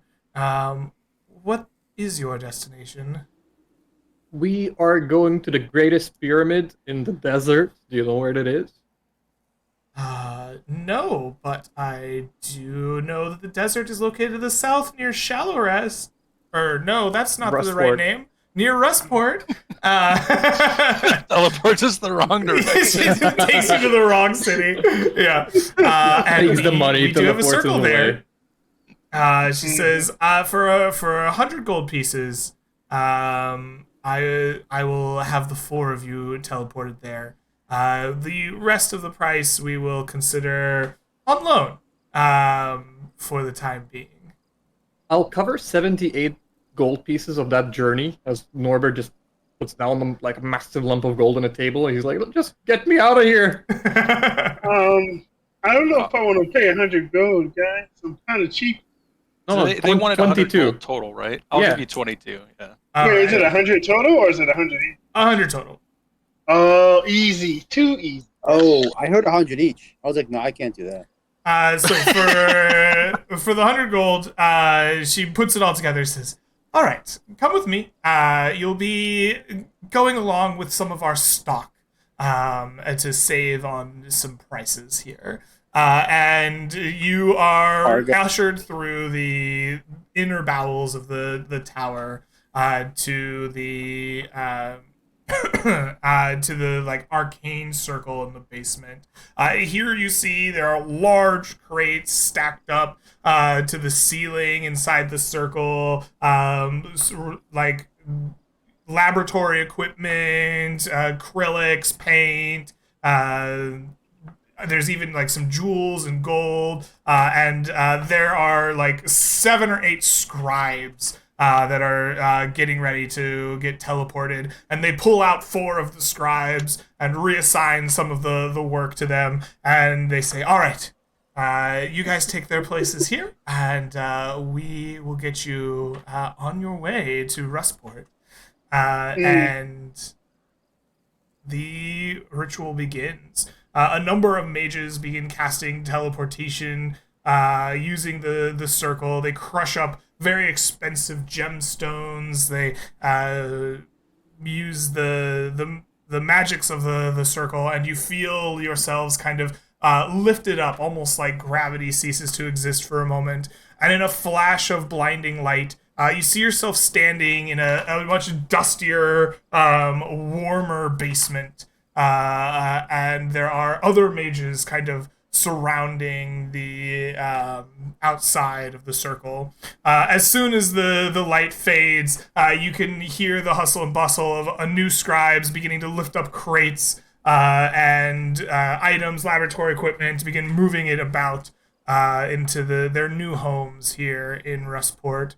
You are approached by a mage that says, "I hear you four have business here in Rustport. Welcome to the Arcanium Council. You're free to stay with us if you must, or you can be on your way. If you'll excuse me, we do have to keep our scheduled deliveries on time, though." As he goes to walk away, Shepard says, "Wait!" He turns around. He says, "Have you ever heard of mortal man either becoming one with the flame or becoming a fire elemental?" Usually when that happens, mortal man tends to immolate, turn to ash. So I wouldn't suggest it off the top of my head. But if that's what you're looking to do, I do hear that there are salamanders in the deserts south of here. You might be able to get yourself nicely immolated by them. Shepard looks. On one hand, he has the death mark. On the other one, he has the brand of the fire, plane of fire. Mm-hmm. He's just like, let's catch us a salamander. Well, No. good luck with that. Yeah. Hey, old man, young man, I don't know who you are, but who do I speak to about pyramids and sphinx fists and magics and mummies and... You have questions about tombs in the desert? I suppose I could answer them myself if you have simple questions. What needs you from us? There is a grand pyramid somewhere in the middle of the desert, right? Yes. You following me? And there's a great sphinx near it. Yes. We need to get there. I suggest walking. Epically throwed, Greg. I Listen, immediately Bob. high-fived this wizard. Yeah, he's a muscle wizard. He's got like a hat on backwards. Yeah, bro. Go that way, Like- 50 miles. Do you know where that is? I have not been there myself. There are tales of great dwellings and old tombs from a past civilization in the deserts to the east of our trading post with the man scorpions and the naga. I would imagine the center of the sand dunes that you speak of would be due south of Rustport or due east of the Golden Oasis. Do watch out for man scorpions, though. I do hear that they are slavers. Yeah, they're not very nice fellows. I met them before. Anyways, is the Sphinx gonna let us in the tomb? Who knows what a sphinx does? My guess would be probably not. They're pretty notorious fellers, aren't they, for being guardians and picky about who goes in places. Alright, I'll just kill it. It's fine. Alright, let's go. Oh, brave man. Okay, Hmm. good luck with your salamanders and sphinxes. Shepard like pats him on the back and his hand's hot because he's channeling some of that fire. Okay. Says, I think you're running a fever, sir. You might want to get that checked out. No, I've been gifted by the elemental plane of fire. Yes. Okay. I was gifted by a mummy yesterday night. We need to get going, guys. Have you heard the legend of a man with two appendages? I I don't think I've heard that one, but there are many a bawdy tale down by the docks if you are in need of release. That's Oh, not. Oh god. Oh my god! I need to hire you as my personal like minstrel. Yeah. You're like part bard or something. This is great. He high fives the other. You're like Jack. Oh, yeah, bro. Let's just go. Let's just go. Let's just go. Screw Yeah, this. Are you Shepard's sure gonna you sit don't here want to with ask his him man. another question? He's got some pretty sick burns. No, we're done here. We're done here. He must be a fire elemental with how he burned over. God. All right. You walk your way out of a basement up into kind of a large flat building in the center of the hot and kind of swampy Rustport. There is a lot of wealth that has come into this city, and it shows, right?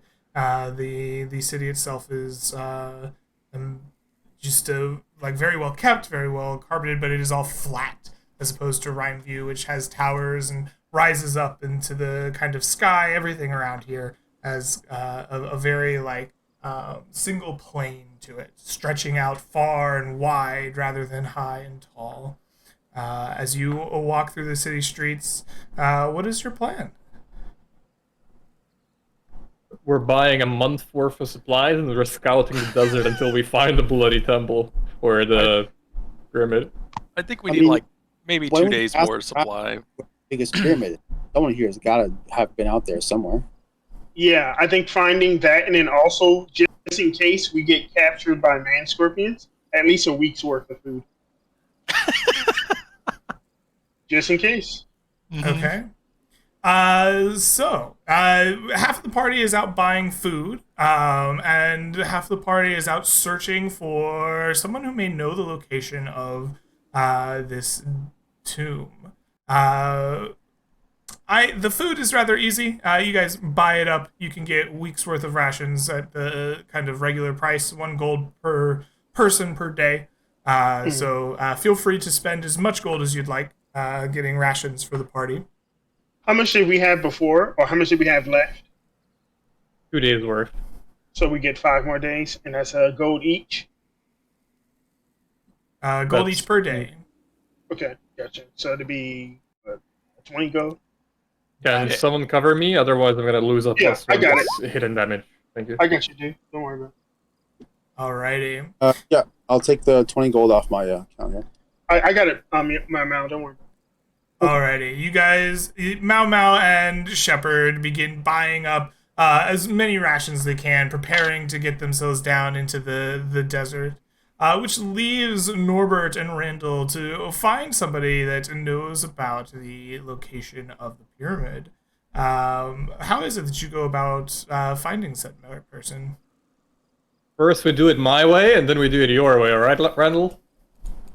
I mean, we can do that if you want to. We know some people down here. Oh, do We we? used to hang out with the merchants guys. Remember we did a mission for them. Huh. I don't remember. All right. Yeah, it was that time we got absolutely destroyed by those weird scorpion dudes out in the desert. Oh, is that Not the man one where we? scorpions, but the snake guys. Was that the one mission where we actually had to go look for the penitent man and he like whooped our asses? I mean, we gave him a pretty good beating, and by we gave him, I mean you guys hit him, and I just got beat. So That's before Randall was cool, right? yeah, before he became cool. Mhm. All right. So you seek out the Merchants Guild here in town. Is that what I hear? Yeah. All right. You make your way to the kind of like open markets that line the centers of these streets. Wares are hawked, and the like dyes and fabrics and golds and jewels and things of the desert are in like full display here. There's a lot of wealth, along with kind of like exotic foods and drinks and dress that you probably haven't seen in Rhymeview, or at least seen very rarely on a passerby or a traveler.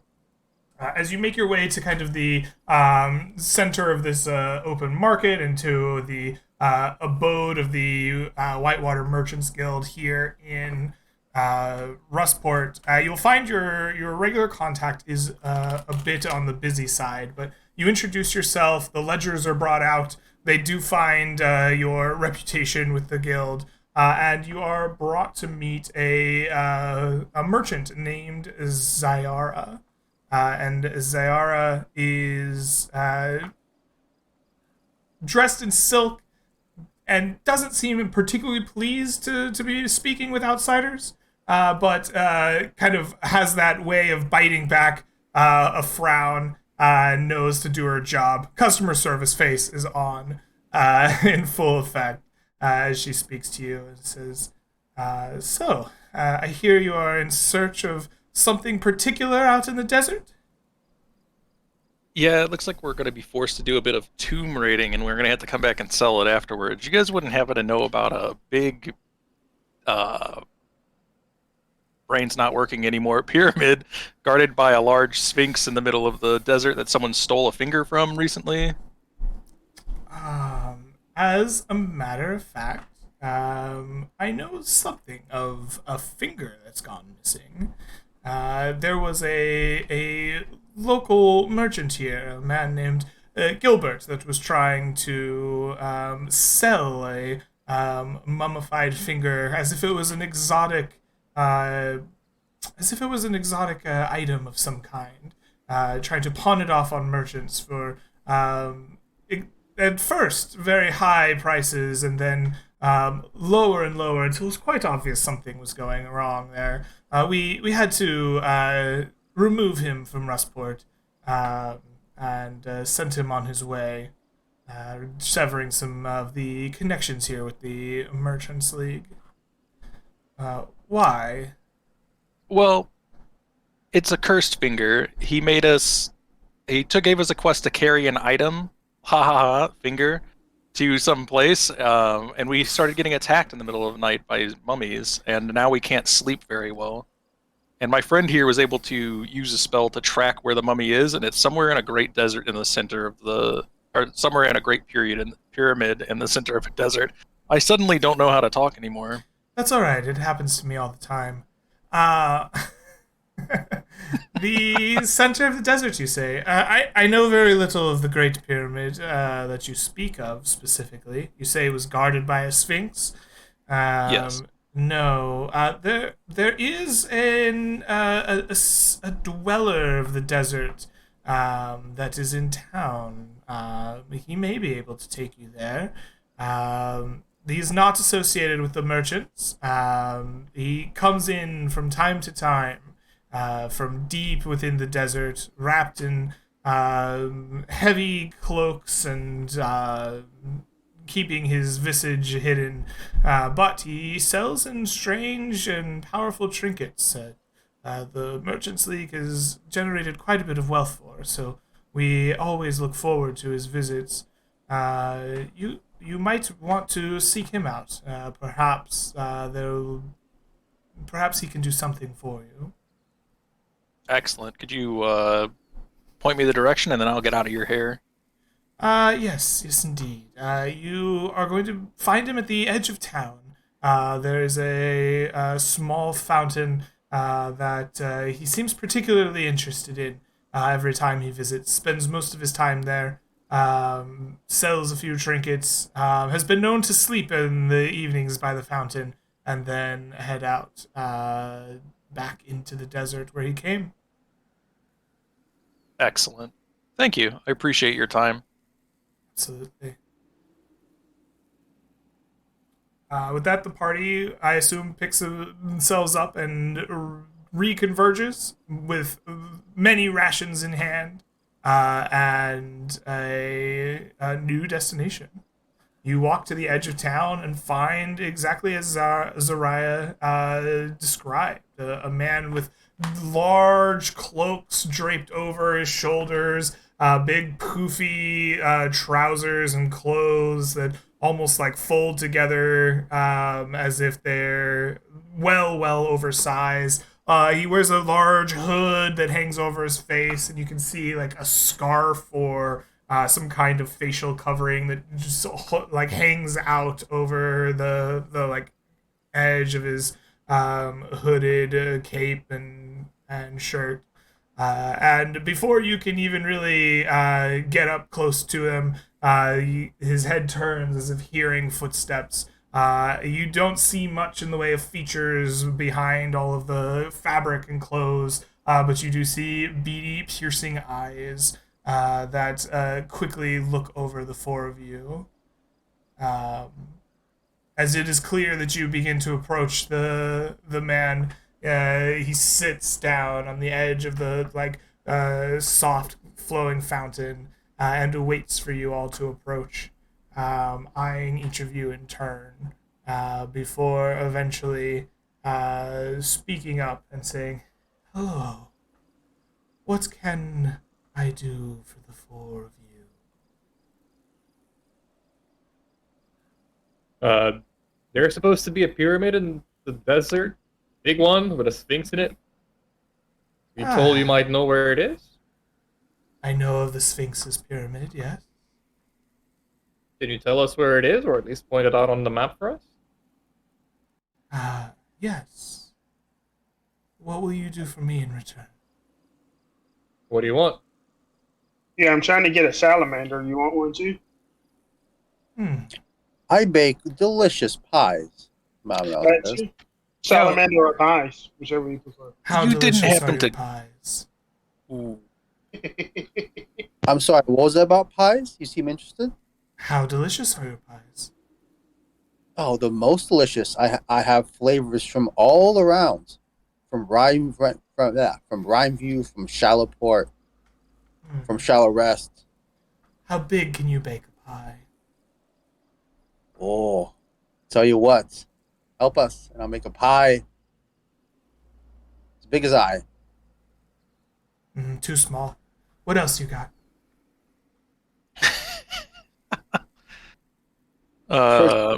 Not enough. Man, this guy's hungry. Norbert, you got that thingy in that bag? Oh yeah, Norbert, give him the bag. Yeah, give him the bag. Yeah, Norbert, give him the bag. Randall, I believe you may possess the bag in your pocket. Yeah, here I give it back to you. Here you go, bud. This belongs to you, don't you remember? Yeah. This is an ancient treasure we were gifted to somebody else. He We don't want it anymore, like though. sniffs at the air from behind his belongings and says, "Cursed items will not do." Yeah. All right. Look, I'll. You're a trader, right? You're interested in wealth, correct? Sometimes. I'll give you an enchanted shield for it. Let me see the shield. Yeah, I'll give him my regular +1 to saves shield. He looks it over, says, "A fine item. Yes, I suppose that this would trade well." And he like slings it over his shoulders. And now this like large cloaked man just has a big shield over his back. He says, "Come, I will do you one better. I will take you to the Who is pyramid. Gamora? I mean, right? I will take you to the pyramid myself. I must prepare a place in the desert.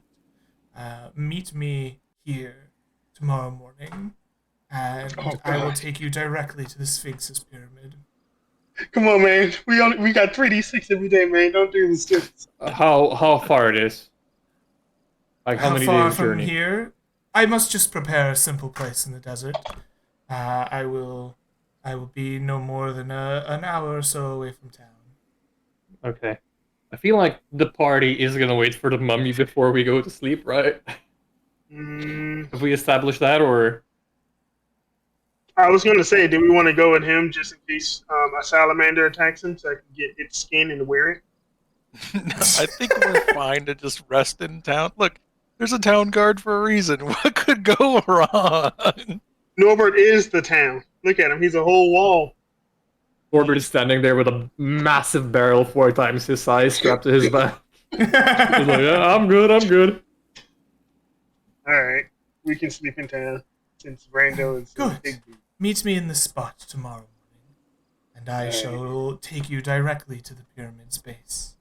And with that, he just kind of begins to slough off in a kind of odd movement that is more familiar with a snake sliding across the ground than a man walking, as he disappears from sight out into the desert beyond the edge of town.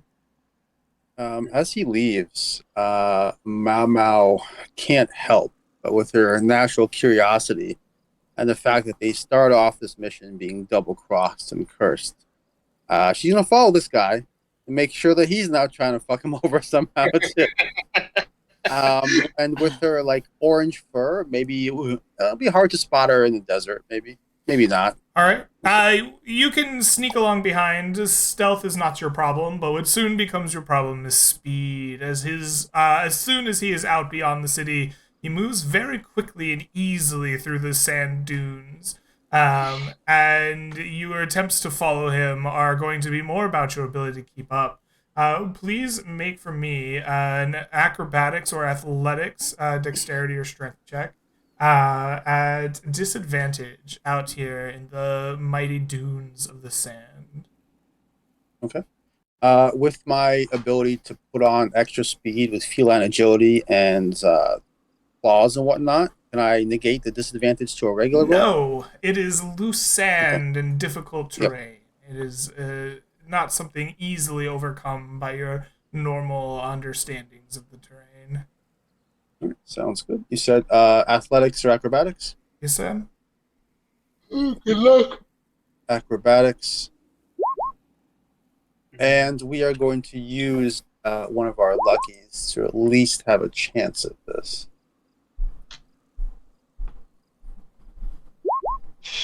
There we go. 20's not bad. A lot better than 9. All right, so you're using lucky on a single dice there. Go ahead and roll at disadvantage. We need one more. Yes. And technically, I can choose any of the 3 dice. So I'll still take the 20. No. You re-rolled your 3, or what is this? You re-rolled your 6. You're still at disadvantage. Yeah, I think the wording of the lucky feat's a little bit weird. It says I can roll an additional d20 and then choose which of them I use. It's worded very strangely. Oh, I see what you're saying. You choose which of the d20s is used for the attack roll, ability check, or saving throw. Yeah, but that doesn't infer whether it's at advantage or disadvantage, right? I think what it would be is the 9. I don't care. I really don't care. You follow this strange man out into the sand, where he lays down the shield and begins constructing a small circle in the sand. He puts down wooden beams, wooden slats with ancient inscriptions upon them. And he begins making this large structure out in the desert. How long do you spend out here watching him? Does he speak at all or chant any rituals when he does this? He does not say a word. Silence. Okay. I'm gonna give it maybe an hour, maybe 30 minutes. Okay. 30 minutes later, he's still doing the same thing. Yeah. He continues to place his slats in the desert. It looks to be a large circle of wooden slats with inscriptions upon them that he is fitting together in the desert sands. And does it look like he's about halfway done or not even close? Sure, he can be halfway done. Okay, yeah. I'll give it another half hour or so, wait for him to finish, make sure he doesn't chant any weird gobbledygook at it, and then head back to the party. All right. He finishes the circle and then curls up and takes a nap, or seems to, right in the center of it. Okay. Cool. Yeah, sounds good. Okay. you decide that that is good enough and begin to make your way back into the party. As you do so, give me a perception wisdom check. Oh, he bounced me, of course. Let's see. I already have Goodbye, that. Mau Mau. Yep. It's been fun. Perception. Ooh.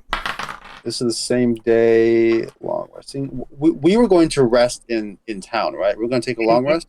Yeah. Okay. Let's put one more lucky into there. I have another couple uses of it, so let's try and not screw this up. Once more. Oh. Is that 2 11s? That's hilarious. Mau Mau, you do not notice this, but the sand begins to shift in and around you as the sun is beginning to turn to twilight and dusk. Behind you, the very sand itself turns into a shape. A large mummy-like figure begins striding out of the sand towards you. You do not notice it at first, but at the last moment you hear and a large rotting fist comes slamming down upon you. Mau Mau. Does a 24 hit you? I will. Please roll once more time. I will use up my last lucky try. Alrighty. Punch the back of the head. How about a 16? Well, let's see. With my AC against undead, it just barely misses. So it would hit me, but the circlet atop my head, it just beams, pulses with this brief energy that bloop, bumps it off. Yes, it attempts to strike you, but the circlet of zeal repels the attack of the creature, and you are now standing face to face with a mummy in the desert. What do you do? How far am I from the city? You're probably a good hour away from the city since you followed this man out here. Yeah. Okay. Knowing that it's slow, having seen it before, she's going to try and cunning action disengage, and then feline agility to get the hell out of there, and make as much distance as you can. All right, you attempt to run away from the mummy using your feline agility. Go ahead and give me an athletic strength check to put as much speed on as possible. This time, I will give you advantage for the feline agility. Your DC to beat will be the athletics of this mummy, which is going to be a 21. My God. The end. This is the buff mummy. This guy's been working out. Yeah, he's got his hat on backwards too. Coming for you, bro. Okay. Well, could I argue for an acrobatics check instead of an athletics check? Acrobatics is about balance and dodging, and like athletics is about power and speed. I want an athletic strength check. That is fair. Let's see.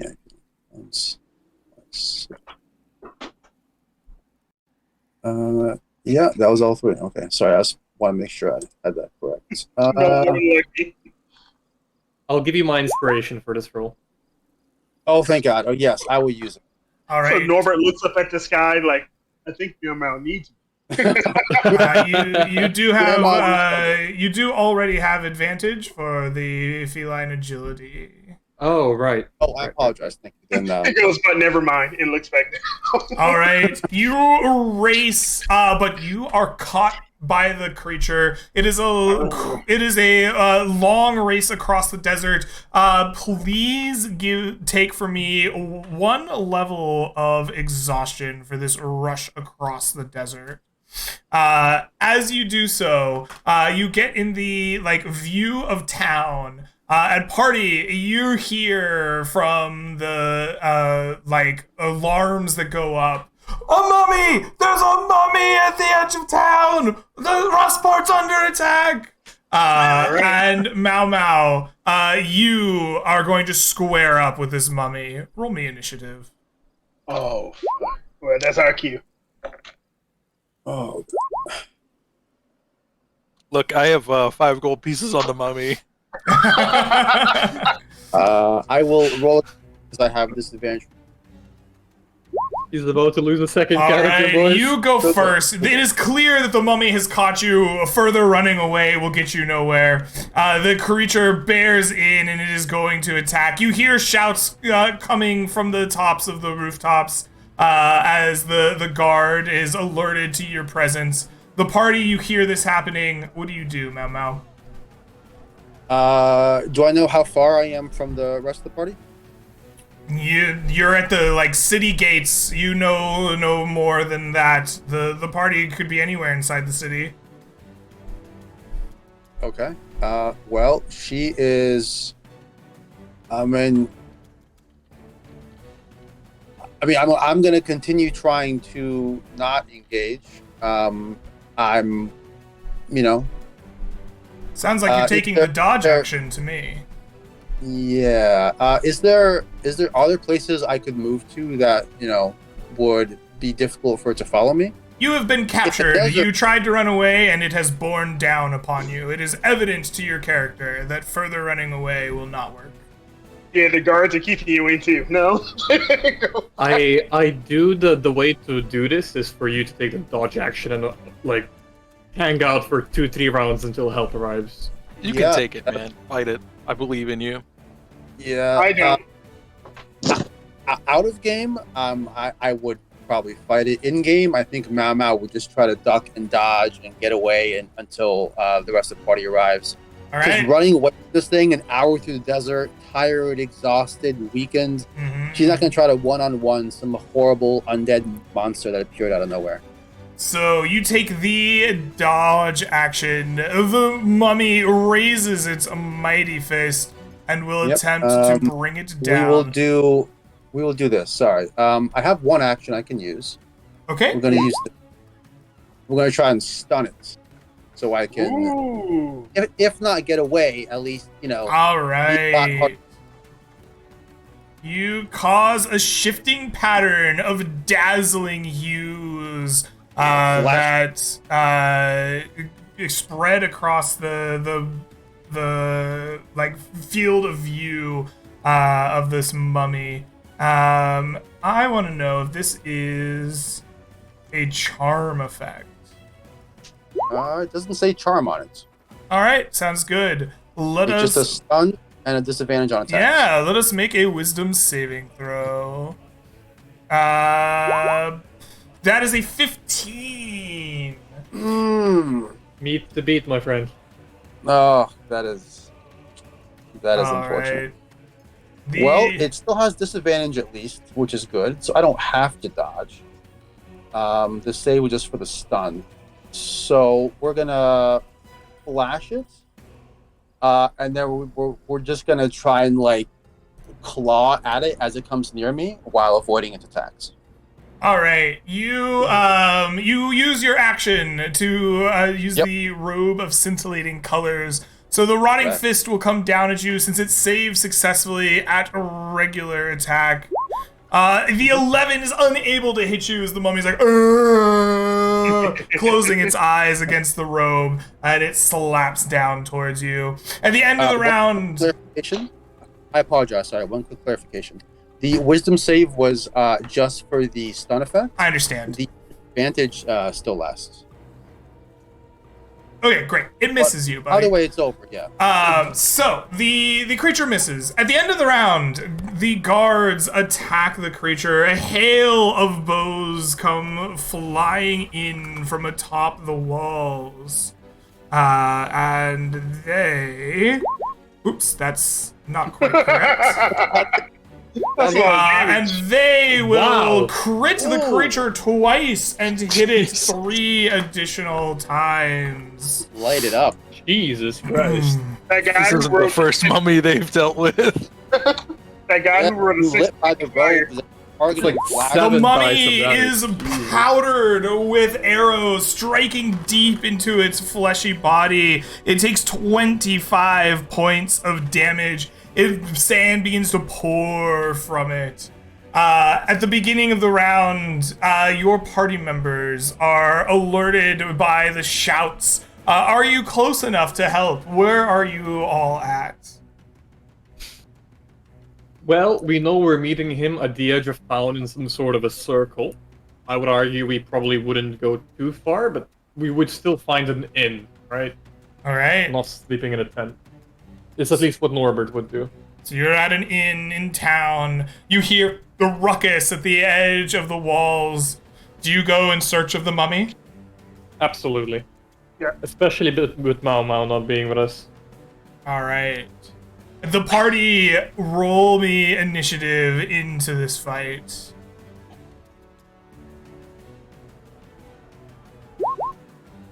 Nope. Is everyone rolling individually? Yes, please. Shit. Nice. Randall. Randall, at the top of the round, you come bursting out of the city gates. You see Mau Mau locked into combat with this mummy that has been riddled with arrows. What do you do? I start shouting, "Sweep the legs! Go for the throat! Oh shit, I should help you!"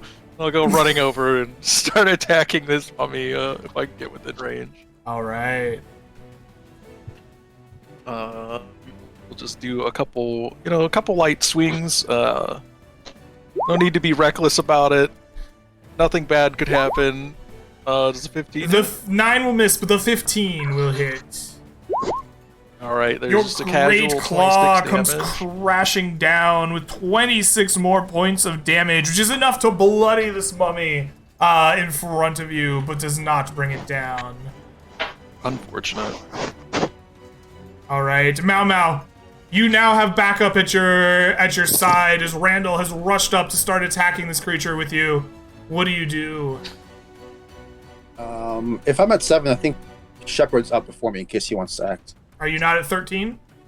I'm at 7. I did disadvantage from the exhaustion. You're at 7. All right, perfect. Let me scroll back up here. I still beat the mummy, but I think Mummy's at 5. The mummy's at 5. I see. Okay, the whole party goes. The shepherd, it is your turn. What will you do? I don't want to get close to that thing. Shepard's going to reach into a pouch on his side and breathe some sylvan breath on some stones and cast magic stone as a bonus action. All right. And then as an action, he's just going to toss a stone towards the mummy. All right. You toss a stone towards the mummy. And you're casting magic stone. Go ahead and give me a spell attack to hit. Yep. That'd be 10. Oh, despite the magic you imbue in the stone, it flies through the mummy's wrappings, but doesn't seem to strike its most precious center point. I will give the other 2 stones to Norbert and say, have fun, buddy. All right. Mau Mau, it now comes to you. Stones are peppering in over your head as Randall stands next to you. What do you do? As the light continues beaming from my robe and the mummy is struggling to hit me, Mau Mau will swipe at it with her claws once. The 9 will not be enough as your cat's claws just find empty, like, linen wrappings. And then I will. Sorry, that's not.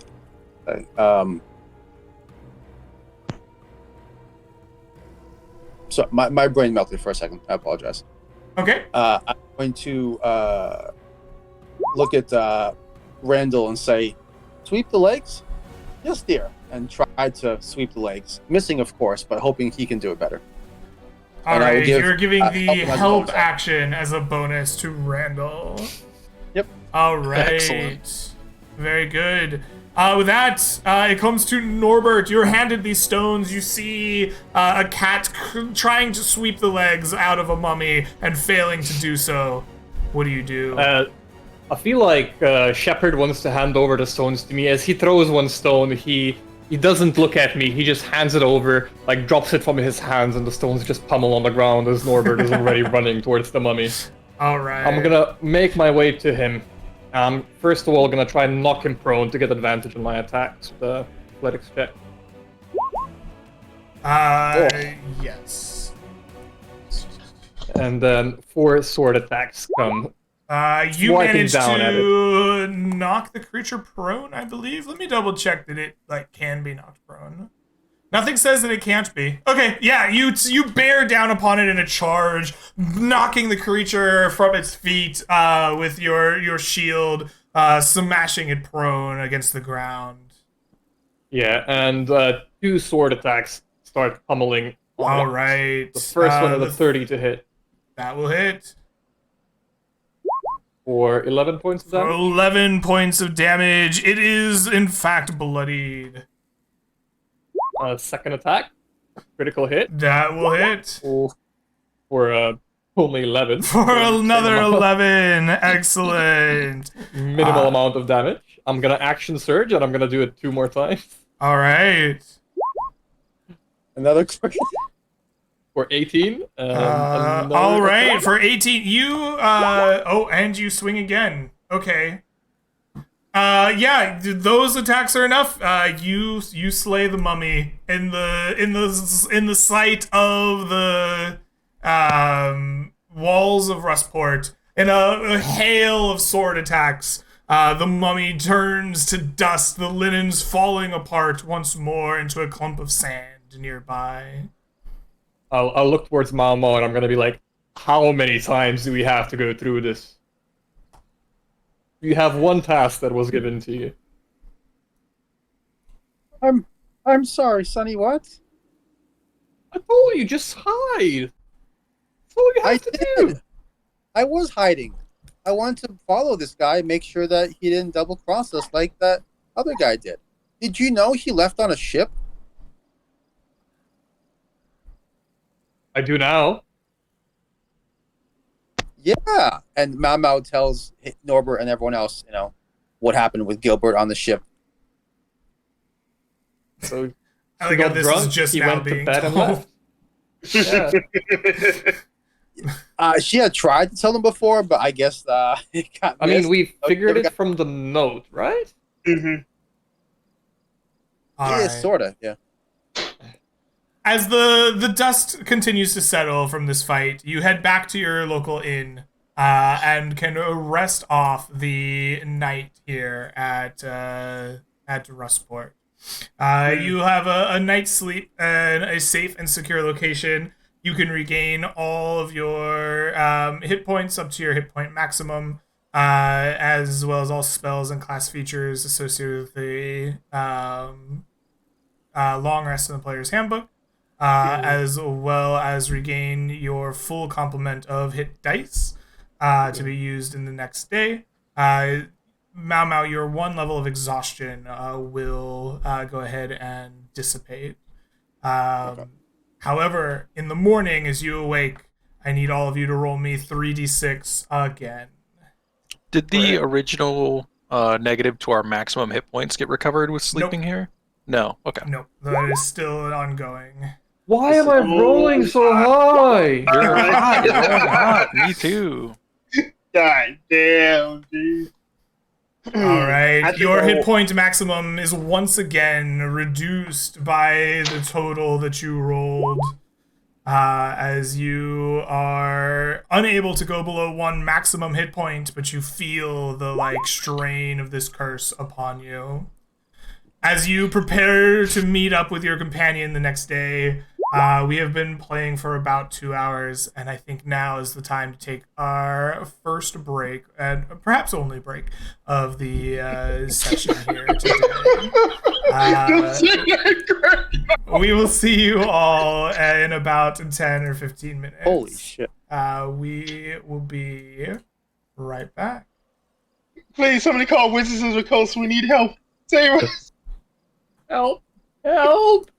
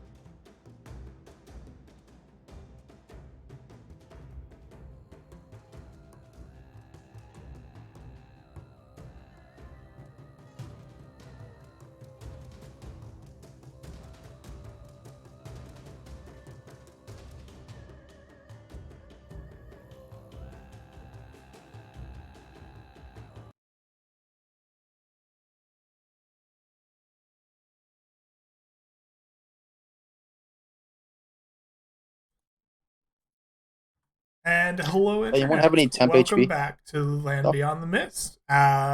We were just waking up from our rest at the Inn of Rustport the morning after the second fight with the mummy after their curse. What were you asking there, Leova? I didn't hear you very well. Oh, I was just asking if the party had any sources of temp HP. I do, but I plan to use it. Considering I have 1 HP, anything you give me will like quintuple my health. It might make me But it last doesn't. 8 In hits. temporary health does not increase your maximum health, so True. it will just kill you as soon as you drop to 0, anyways. As soon as it drops I'll to do something -1. for you. I'll do something for you. Just let's play, and I'll protect you. Don't worry about it. Yeah, no, I was figured it might be a buffer. Like that way, like I'll do 7 something better than temporary HP. Alrighty. So, the four of you, prepare yourselves in the morning, and you meet your strange companion outside, or right at the fountain where he said he would be in the morning. He kind of looks to all of you with the beady eyes hidden deep beneath his hood and scarf, and says, "Good. Follow me. It is ready." And the creature begins to slither his way through the desert. You notice it is not with the same speed and ease that he did the night before.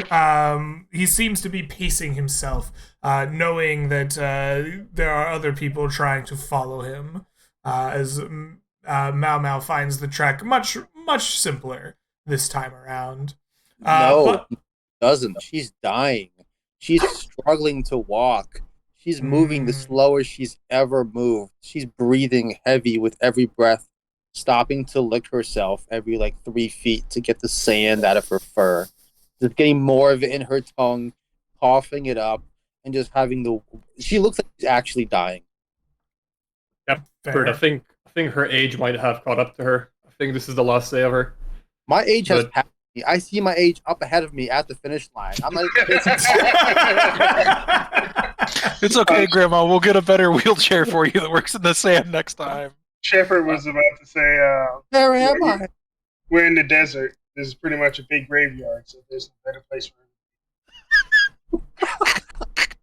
Norbert is going to look towards the snake man, and he's going to say, "There's a sphinx at the temple, right? At the pyramid? Yes, it is the Sphinx. Is he gonna eat us on sight?" I don't know. You'll have to talk to him and find out. And Norbert is gonna give a big slap on Grandma's back, probably almost knocking her out with the 1 HP. And he's gonna cast Death Ward on you. Oh! Doesn't do anything, bro. All right. My back! Oh! All right. You cast Death Ward upon the one Mau Mau Baker. You follow the strange fellow to his weird circle that he set up in the sand the night before. You can see that it looks very similar to the kind of teleportation device that you had come into the city on. And he bids you to step inside of it. Can I roll insight on this teleportation circle? Sure.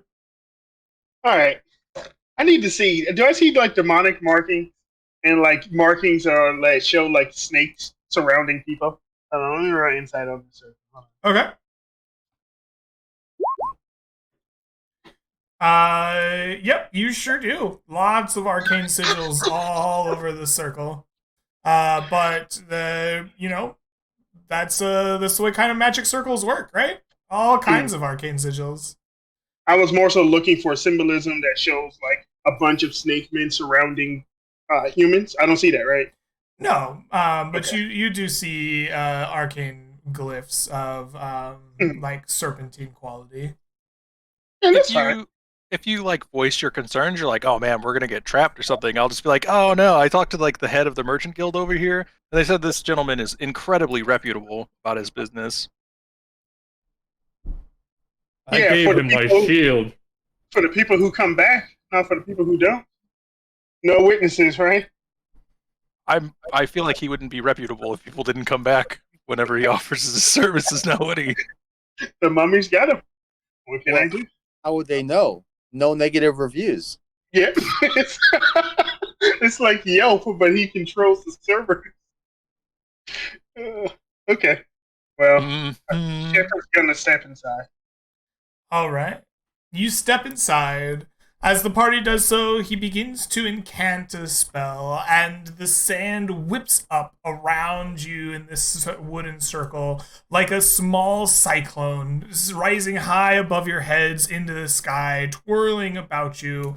The sand never falling once. A wind picks up around you, and you kind of lose sight of the land that you are in, and like the sounds of the air of the city and the desert kind of get lost in the cyclone until eventually the cyclone ends and you see yourself standing in front of a mighty pyramid that rises high into the sky.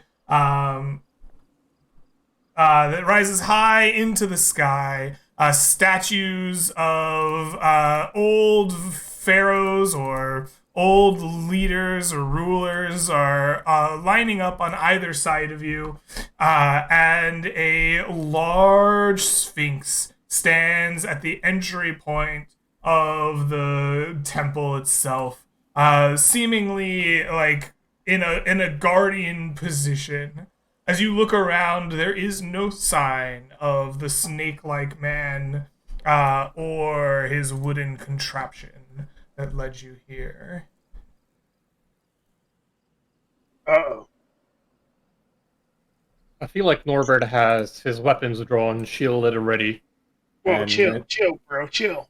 We're not Joe, fighting did you see how him. big that cat is? It'll tear you apart. Yeah, what the Yeah. fuck? Just go say hi, And- be polite, you know. All right, you convinced me. I trust you. I trust you, and Norbert is going to start walking up.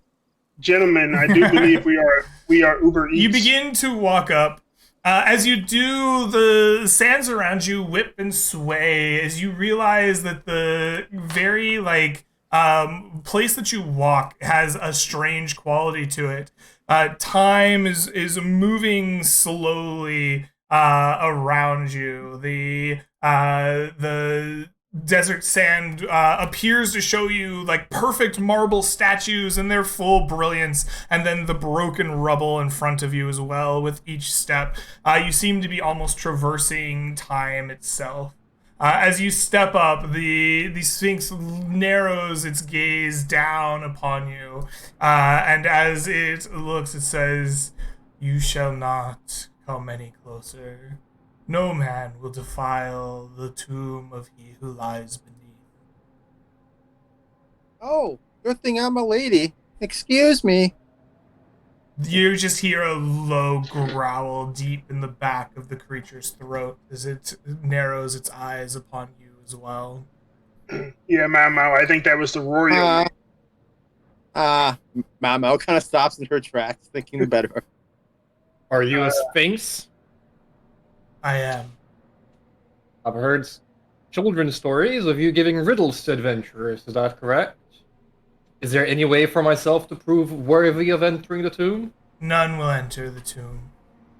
What business have you inside the tomb of he who lies beneath? I have his body part that he seeks to be returned to his body. The great Sphinx shakes its head, says, "It should not be returned. And why is that? It is a great evil. None shall enter here." What if we go inside and purify the body? I'm a cleric, you see. And that man over there, as I point towards Shepard, he's been blessed by the fire itself. We'll scorch the remains, make sure no evil is going to be laying here. You think yourselves worthy of the challenge? Yeah. We can definitely do it. I mean, it's better than dying to slowly rotting away every single day, anyways. Mhm. Slowly rotting away, you see. You are cursed? Correct. The person who tricked us into taking this finger apparently did something to it, so it, I don't know, poisons the people around it in some way. And you can't get rid of it; it just comes back. I'm starting to feel my age. The creature growls at you and says, "You have 2 tests before you. If you wish to defeat the creature within, you must prove your strength to me. A battle will take place here. You will not survive. If you wish to simply leave the finger with me, I will test your mental acuity, your deservingness to be cured of such a disease. What do you wish?" If we wish to fight you, will you cure us of the curse before we do so? So we're on equal footing with you? No. Man, everyone's got you today, bro. I prefer Honestly, to I think we can take you. I think we can take you. Whoa, Norbert! Hey, hey! A fight it is then. Roll initiative. Oh, fuck. No. Shit. No, hold on. Well, Can we attempt to say something before Norbert, or as Oh Norbert? my God! 22. well, I'm not gonna roll good this time, guys. It was a pleasure knowing you. You rolled a 21. Shit. I think Shepard's just gonna run. What? It can fly, bro. It has wings. I think Shepard's getting the fuck out of here.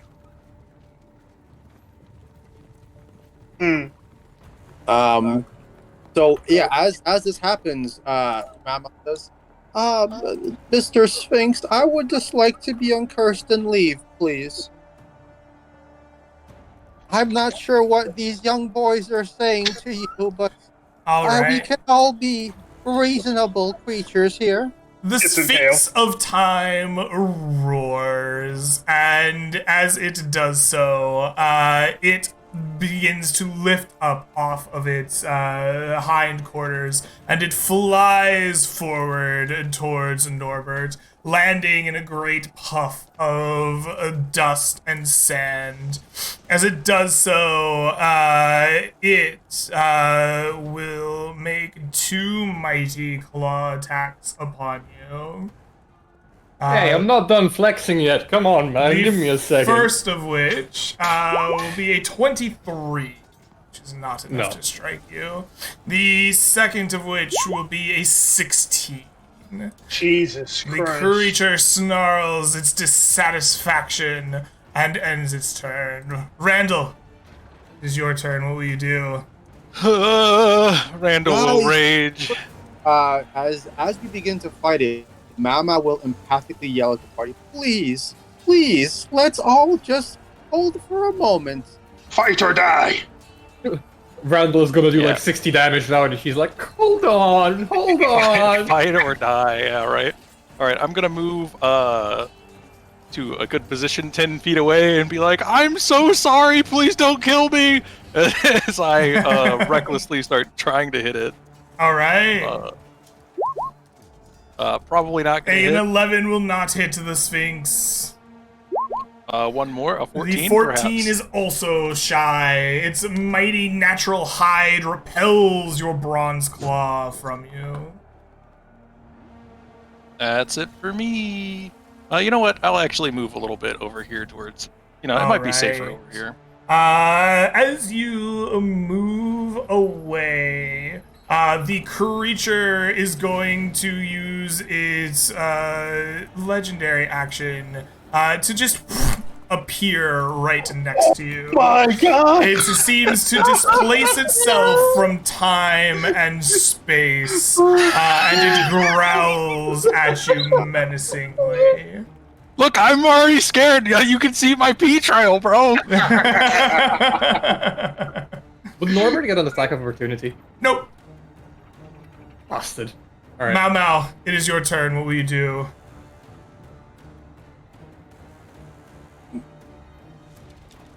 No, I.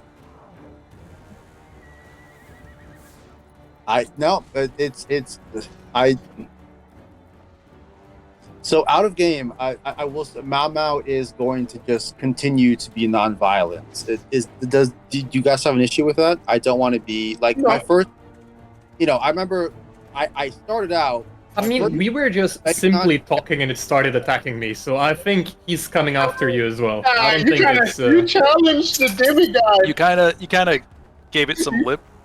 The wall versus the claws. Look, man, I told you hubris is gonna come and get us. I think it's gonna kill all of us regardless as to what you do. Yeah, it is. Nah, we were literally gonna destroy it without even taking much damage. 100%. There's a lot of copium going on over here, man. Party says fight. We will go in. So Mao Mao will shake her head sadly, knowing all too well, having spent many years dealing with loud, violent children and cleaning up after themselves, and here we are again. So here we go. We are going to. I think got range on the short bow, right? Or crossbow, 60 feet. Trainer orders in the way. I apologize. Yeah, we're fine. Okay. So we're going to take our crossbow and we'll take a shot. Okay. Sneak attack is active. This thing is not undead, correct? There's no. This is not an undead creature, no. And this thing is. Considering how large of a target this is, could I use the split neck quiver to shoot two parts of it? No, it's not two different targets. Okay, fair. Yeah. Can't ask. Big creature. You never know. Fair enough. In that case, I will. 30 feet.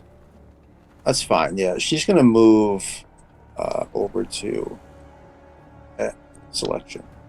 Over to here, and then. Sorry.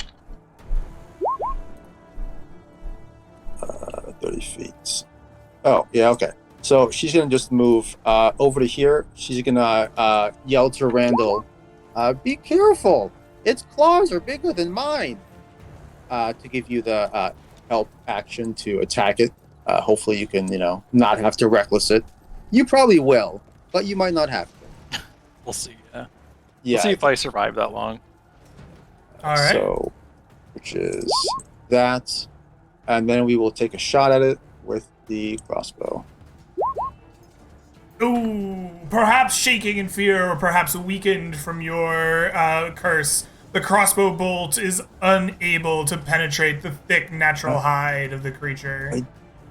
I think I'll probably be... Actually, I'm not going to live past 3 saves. And I'm not going to get death saves. So I'm just going to lucky the attack roll. Okay. Mm-hmm. Yeah, let's do that.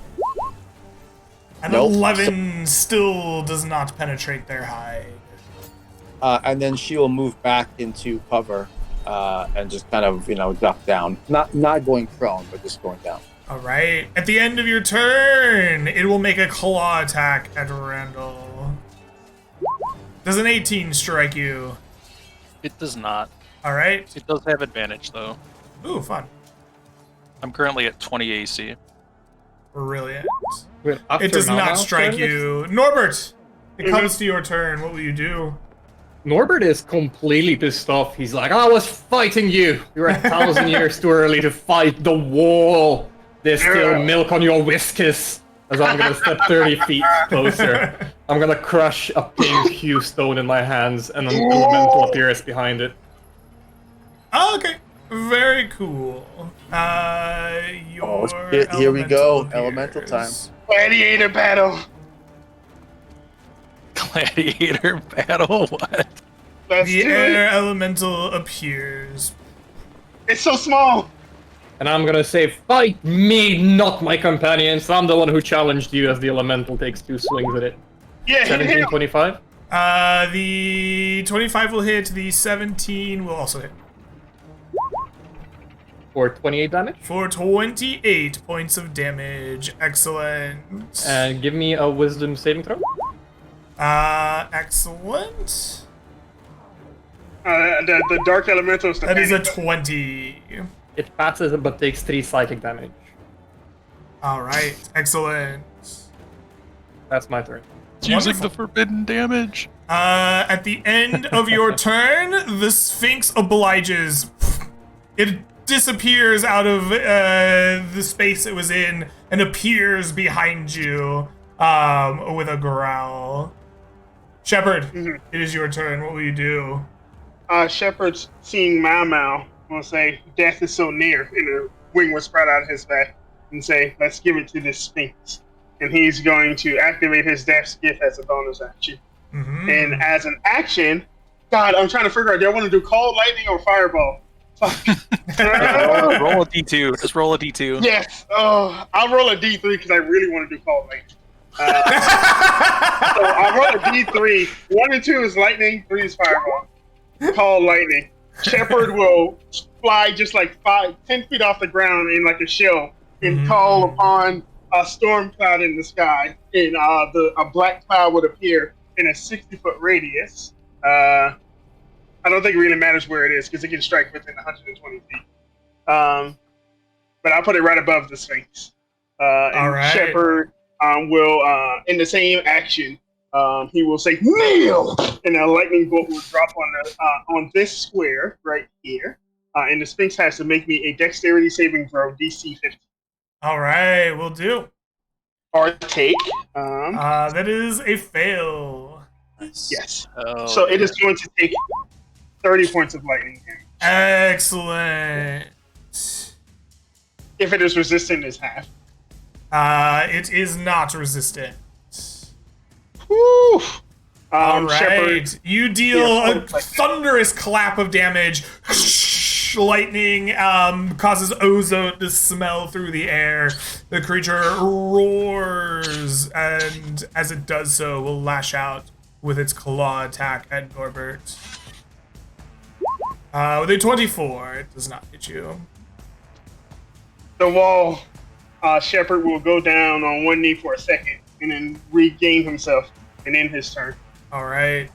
With that, the Sphinx will take its turn. It looks at you, Mr. Norbert, and it whispers a suggestion deep in your mind. Kill them all. Fuck you. With a spell save of DC 16, it whispers to you, "Test your friends with your construct." Okay. And this is a wisdom save? Or... It is. I do have advantage. Perfect. Alright, you shake off the suggestion, though it does sound really enticing to give it a try. And I might still do it. No, please. and it will end its turn. Randall, it comes to you. Randall will come over and be like, "Look, you have beautiful eyes. Please stop trying to kill us." The first attack is at advantage. Just fuck him up, Randall. 17 hits. 17. All right. 27. 27 points of damage is enough to bloody the creature in front of you. Yeah, and then he's gonna swing one more time, recklessly, and in between that, he's gonna say, I don't want to." Oh, it did the damage. I clicked on the wrong thing. Sorry. That's alright. That's a lot of damage, bro. I'm not. This isn't lethal. I promise. 14 will miss as you're like, "This isn't lethal!" You're like, weapon bounces off their hide, like reverberating in your I'm trying not to hands. kill you. I'm sorry. Take the powerful butt. I can't control it. The power is too much. 24 will hit. For 22 22 more points of Take the damage. powerful Roll a butt. 2 into a 1, by the way. Nice. I'm so sorry, please. All right, that is enough to bring this avatar to death's door. At the end of your turn, it narrows its eyes and looks at you, Randall, and it casts upon you banishment. I get a vacation. Fuck you guys. It attempts to send you to a different plane of existence. Please make a charisma saving throw. The DC for this creature is 16. No worries. I'll fail this no matter what I roll. I'm going on vacation. No! The time and space shift around you, but you manage to stay right where you are. I don't think any of you have ever seen Randall look more sad than when he's almost sent on vacation in another plane, and then it fails, and he goes like, "No, fuck! It was gonna be great." Mau Mau, it is your turn. Mau Mau continues shooting at it. She will attempt a non-lethal, but unfortunately, she does not know this. But I know this. Range attacks can't be non-lethal, so she just take her shot. Oh, Hope she doesn't, but we'll see what happens. All right. First, she will look at Norbert and say, "You're doing great, honey." Advantage on his next attack, All right. and then we'll take a shot. An 18 18? will hit for 15 points of damage. It is not enough to bring down the creature. At the end of your turn, it will lash out with a claw attack at Norbert. Bring it on! Oh. I see. Well, no? I was having similar difficulties. There we go. A 12, it misses. Norbert, it is your turn. Can I try and knock it prone with a bonus action? You may try, but as you smash it with your shield, you notice that it does not get knocked prone. Yeah, bitch, you fights with me! As I swing twice. The first attack with advantage. That oh hits. my god. For For 14 points of 14, damage. that brings it to exactly 1 hit point. Do you yield?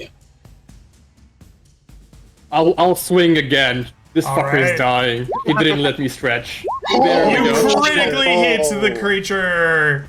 The area collapsed in a huge sound of thunder as the creature before you disappears, and the whole battle feels as if it hardly even existed. As suddenly you are peering at the creature standing once more in front of the steps of the great temple door.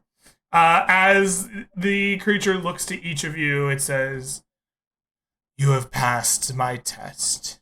Worthy you are to enter the tomb. May you cleanse the evil within."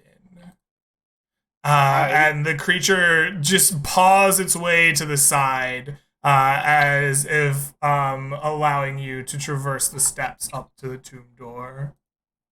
You want to remove the curse before we go inside? I kind of want to heal a little bit. The creature looks at you and says, "You have chosen to fight. Enter the tomb." Just to make sure, we did use our resources, right? Yeah, That's you spell use slots and stuff. you use the resources for that fight. Yeah. Gotcha. All right. My elemental is trudging inside as well, like the very first one. He's heading forward, triggering all the traps for me. We're standing 50 feet back. It's like pushing all the pressure plates, all the rolling boulders. He's stopping those. Do you have any hits for cleansing the evil? Just kill it? The Sphinx gives you no further advice. The four of you step your way through the pyramid corridors. Before we go in, Matt will walk up to the Sphinx and say, "I'm sorry we had to fight, Mr. or Mrs. Sphinx. We really are nice people. Have a nice day." As you say that, Shepherd flies in with his black wing and black eyes like a demon. Da-da-da-da-da. You get no response from the Sphinx as it just looks on in passive eyes.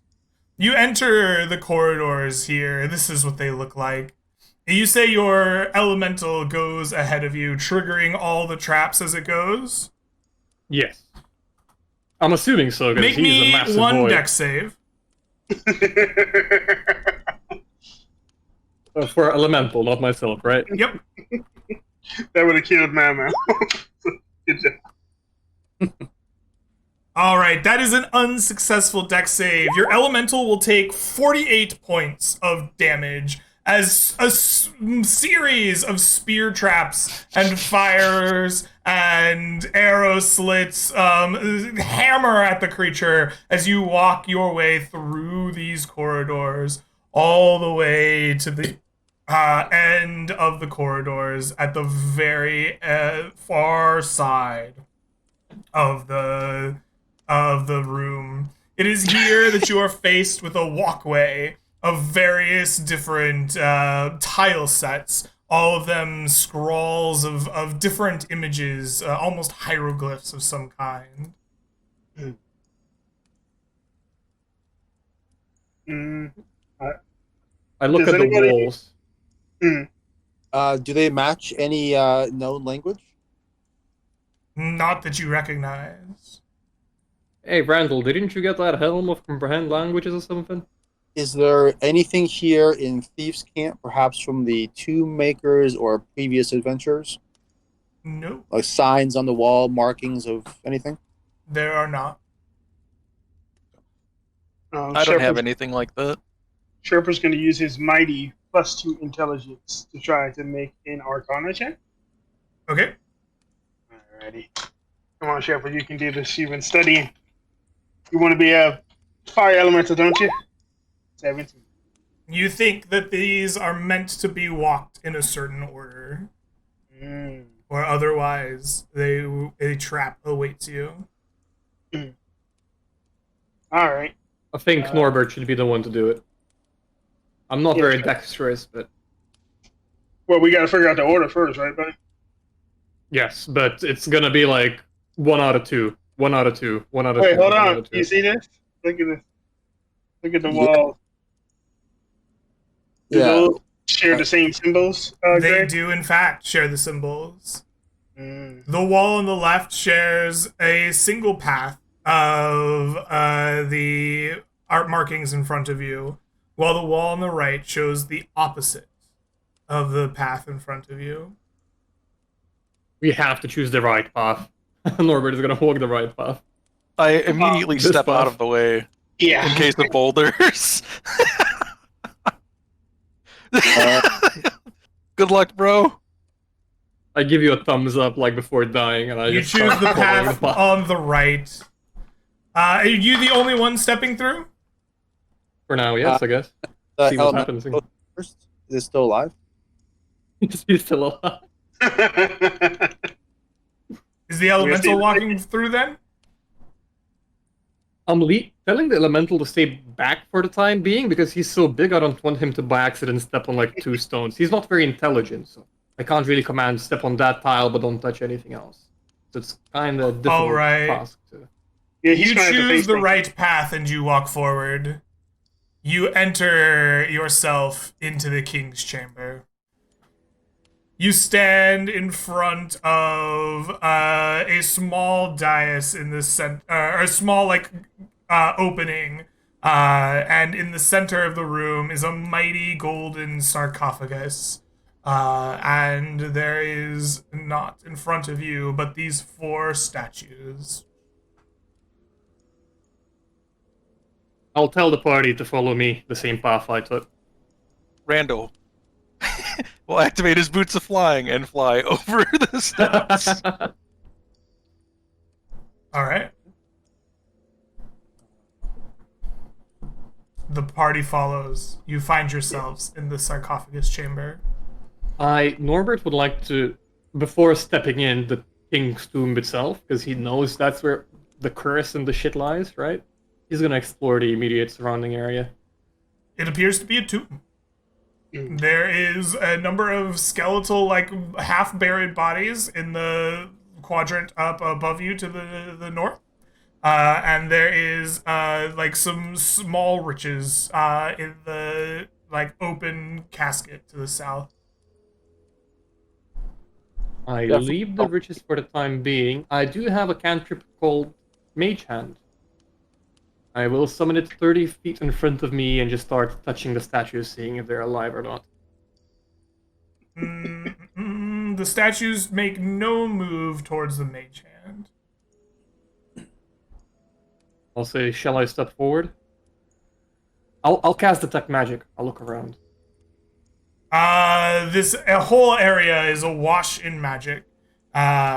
It seems like the room itself, as well as the mummy in front of you, the statues, the stones, you are awash in magic. Randall will drink a potion real quick. Okay. This one, a potion of false life, baby. It didn't roll because life hates me. It still didn't. I'm just gonna roll a d4. Fuck. All right. Do I have gotten my elemental through there or not really? Your elemental walks through. Give me an intelligence saving throw for the elemental. Goodbye, Ellie. Oh, The elemental makes it through. Tiptoe. Never seen the element. he's gonna follow me 5 feet behind me, but I'm stepping forward myself first.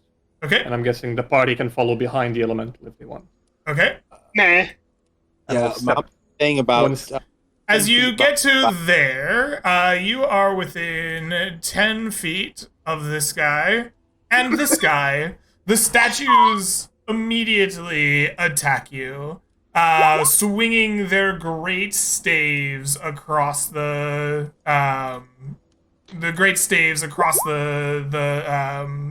distance in front of you. Please make me 2 dexterity saving throws. I'm not very good at those. Let me double check Shield Master real quick to see if I can interpose my shield in there to get that extra roll from that as well. I think you add your AC to it if it's just targeting you. Correct. But I think it might be spells only. I'm just trying to find where it is. Shield This would count as Master. a spell. Oh, this will count as a spell. So I would get my shield AC on top of this roll, being Okay. +5 to both of these rolls. You have And a then if it is +5 magical, I do shield. also have advantage. Okay. So You 24 and succeed 26. twice. So please take. The first attack would be 20 radiant damage. Please take half. The second attack. The shield master specifically says if I succeed the save, I can take instead of half none damage. It's specifically a feature I have. Oh, for Shield Master? You have to use your reaction, so you can do it to one of them. So Yeah, it's a one of them you can take none. The other one, please take half of 20 radiant damage. Okay. Nova, you good? You step forward again. They attack you again. Please make dexterity saving throws. Fucking shit. When Yeah. the statues do this, does it look like they're striking at his head, or could you like crawl under it, perhaps? 19 and 20? Give me any kind of Arcana check there, my friend. Absolutely. I look Yeah, at these any ability score that you want. Ooh, this is magic of some kind. It's hard to tell exactly what, but it seems like a spell is under effect here, and it is striking these. It is striking this character. Head, shoulders, knees, and toes. Do I take 10 more damage? Yes, the 20 is a save. Let me check the spell save DC on this guy. It's 19 here. and 25. The first one's the one that I'm looking at because it's a 19. Oh, a 19 should probably save. Let me Which has 20, just. so if this has 19. Spell save DC 17, so you do save. So please take 10 more radiant damage. I will almost instantly cast some healing on myself. As these are striking, I have a question. As Mamau sees this happening, are they striking in the exact same place every time, or are They're they striking the person that is within 10 feet of the Guardian. How? Okay, well, I guess. Well, sorry. What I would ask is there like a nick on the ground in the same spot? No, Growing they up? are striking the person. Okay, just making sure. Yep, How okay. how tall is the ceiling in here, and how tall are these guardian statues? Quite big. I don't know exactly, but this is a huge Would I? pyramid in the desert, right? Let's say it has Yeah, a yeah. I'm vaulted just asking, ceiling. like, could I like fly over these statues without coming close to them? They can stab you. Good question. Probably. I'm gonna say yes. Very Yeah, big that was room. just. I didn't know Yeah, specifics. yeah. I'm I'm gonna say sorry. yes. It's a big ass I'll room. just be like, hang on, Norbert. Let me try something really quick, and I'm just like, I'm probably gonna go splat, and I'll fly up, and I'll stay close to this statue. But I'm not like height wise, but instead of being like in the middle tile, I will be like this tile while flying over them. Does Okay. anything happen when I like You get here? fly over the statues if you want to go 10 feet above them, or more than 10 feet above them. Okay, yeah, perfect. I'll All just right. like fly over and then land and be like, "Hey You guys." land without incident on the other side. Could I command my elemental to tackle this statue over here and knock it out completely, like knock it down? Sure, the thing moves within 10 feet of the statue. Please make a dexterity saving throw for it. That is a success. Please take 10 radiant damage. Okay. The statue breaks and crumbles. The stone falls to the ground, and you see an almost exact replica of the statue, a like guardian, gleaming sword and shield, emblazoned with the same kind of markings that the statue had. A like spiritual, spectral being in the same square as the stone that is now crumbled. Mm. I honestly cannot tank 4 attacks to like run past them. Yeah. Unless Shepard tanks a couple for me and we run at the same time, then I could tank like Oh, 3 no. Shepard tanks. And like too. look at you and say, you should first step directly next to one of the statues, right? Like the broken one, because it seems like the effect can only reach so far. So you want So me to run perhaps like instead this? of walking directly down the middle and being beat to shit by literally every single one, you could go to one. And maybe you should back up and try like a running jump, perhaps, to get through it all at once. Or I just run, right? Sure. Because backing down, I'm gonna take some attacks, and then running back in, I'm gonna take some Well, attacks. if you go towards the broken statue, that statue can't hit you anymore, right? Well, there is a spirit guardian in there that's gonna smack me. It's not It's there gonna anymore. hit. No, it's there. There is a Didn't it gleaming dissipate? spectral figure Yeah. in the Oh. square that this broken, crumbled stone is. I think it's gonna hit you regardless. So you just need to go for it. Yeah, I would suggest stepping closer to like Yeah. So if I do this, Shepard, do you want to come with me into the room, or are you gonna be standing there? I'll tank the attacks, and you can dash at the same time. I don't think they get extra attack and stuff. I think he's safer over there. He can attack from range, right? Hopefully. Copium. Got a lot of opium going here. Sure. Okay, I'm gonna just dash like this then, and I'm just gonna try to make it into the room as quickly as possible. All right. Same time as my elemental does it. You rush forward. Please. You're gonna rush forward.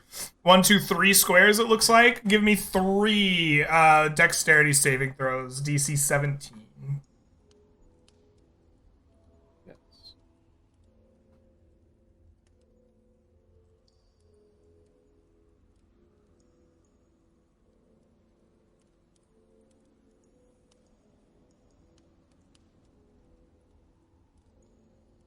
Alrighty, how much damage can a beer tank?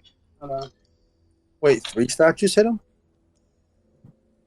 He's moving within 10 feet of a guardian of faith for 3 tiles. It looks like. Yeah. I'm So gonna the use first my lucky feature to reroll the middle one. Okay. It's once each turn, though, right? It's okay. Just let it happen. It's fine. All right. That is a 16 on the lucky save, which is a fail as well. The first two are successes. You can ignore the first one with your reaction. On the fail, please take 20 points of radiant damage. On the success, please take half for 10. And I guess I go unconscious here. All right. Oh, You see fuck. Norbert rush past the guardians of faith, and he falls collapsed at 0 at the foot of the stones. What do you do? Oh. I'll come in and grab him and like drag him a little bit off to the side, and then I will uncork a healing potion if I can find one on him. And You dump have it gone into his unconscious mouth. with a dark elemental in an evil place. Uh-oh. Tell me, Mr. Norbert, highs or lows? Always high. It is highs. The elemental disappears.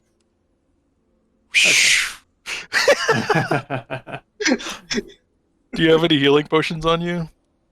I do. I have multiple. Okay, I'll use a healing potion on you. Oh, why don't you drink them before going through? Because I was at full HP. 10 plus 2 for rage as I punch you in the face while you. It is a violent healing potion. Oh, get in there! Damn potion! As I wake up from my slumber, I'll drink another one. maybe 4 plus 2. Shepard looks at Meow and says, "Do you really want to get over there, or you cool where you are?" Oh, I'm sorry. I don't think I can make it that far. I'm feeling really tired all of a sudden. Shepard juggles a potion of flying he has on him. He does some cool tricks with it, like behind the shoulders. It's like, I'm I gonna don't know cast how- Death Ward on myself as well. Okay.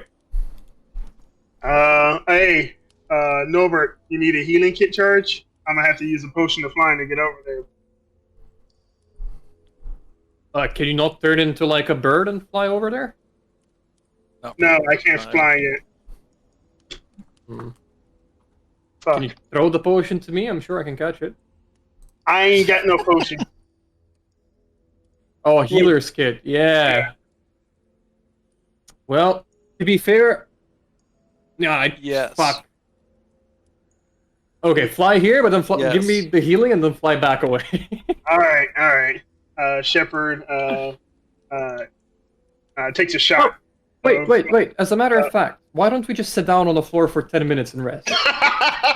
We're in a I place of think evil. You want to a short rest is a while here, right? Can we sit down on the floor and try and like short rest? You sit for 10 minutes on the floor to rest. Your body strains and aches, but you are unable to get your benefit from a short rest. It seems the very magic of this room prevents it. Shepard just takes it to the head. He takes the flying potion and begins to just like a T-pose levitate up over the statue down. All right. And without doing the healing animation, Norbert, you regain. As you begin to fly away, Mao Mao glances at your muscles, wondering if you could possibly carry her. I have 13 I don't strength. think you want to come over here, bro. Wait, I have less strength because we're inside now. I You have are 12 inside. Oh, I'm hurt. If only you had an item that prevented your stats from being lowered below 11, that could help you. I think my rank specifically says there's no way to prevent the lowering of the Get So- double. Wait. I have an idea. It's such a stupid idea that it must work. Before you take the potion of healing, Norbert is going to uncork his barrel that he has. He's going to pull out the 8 water skins full of healing water from the lake that restores 2 hit points per water skin. How many water skins can I drink? before your belly explodes. He's really gotta pee, man. roll me a d8. He's gonna roll it to you. I'm calling it. You regain 6 hit Oh. points. Okay, so I use three of my water skins then. Before you have to pee. Yes. No healing, where is it? And then did you just go back over Shep after you get done healing him? Oh yeah. I T-pose right back over. Okay, so you also heal 14 health. Wait, why would If I- mundane healing works on him, I don't know. Oh yeah. Well, I mean, Monday healing should work, right? Guardian of Faith doesn't stop healing. It doesn't stop healing. Uh, It just does damage. Yeah, I don't know if it was something with this room or whatnot. I got The attempts Yeah. to heal yourselves are working, but you cannot rest here. You find Gotcha. yourselves restless. Randall, are we ready? I think so. Is this big guy up here missing a finger that I can see from over here? The big guy on the pedestal is a large statue. Statue, okay, He okay. does not appear to be missing a finger. I don't want to fight anything that big. That Sphinx scared the shit out of me. All right, you open it up. I'll stand right behind you and start whacking. Yeah, you take the curse, you walk through the statues, you take the traps. Fuck you guys, you're using me for being the wall. Yep, that's exactly what I am. You're damn right I am.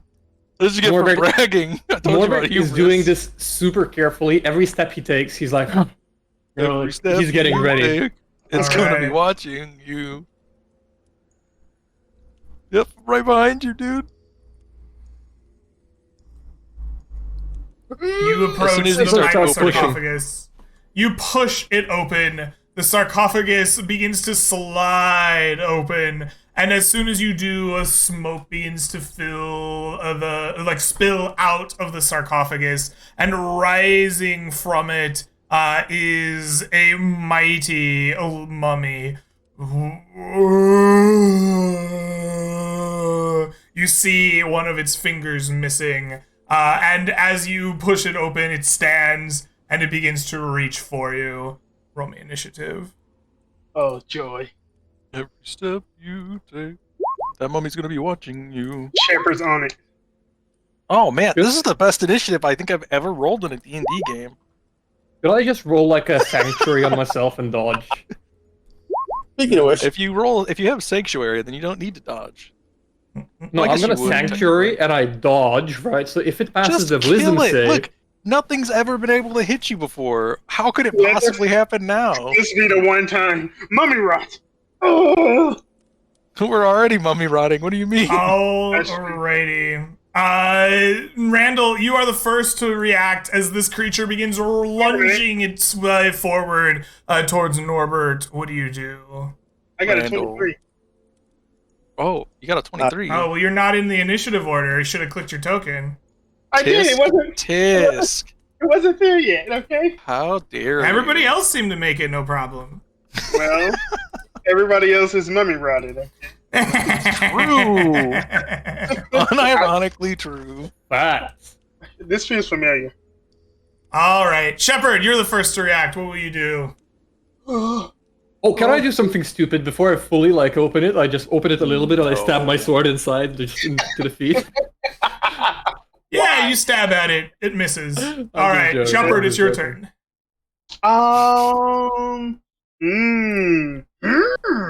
Well, I don't have guiding bolt anymore, so that sucks. How far is he?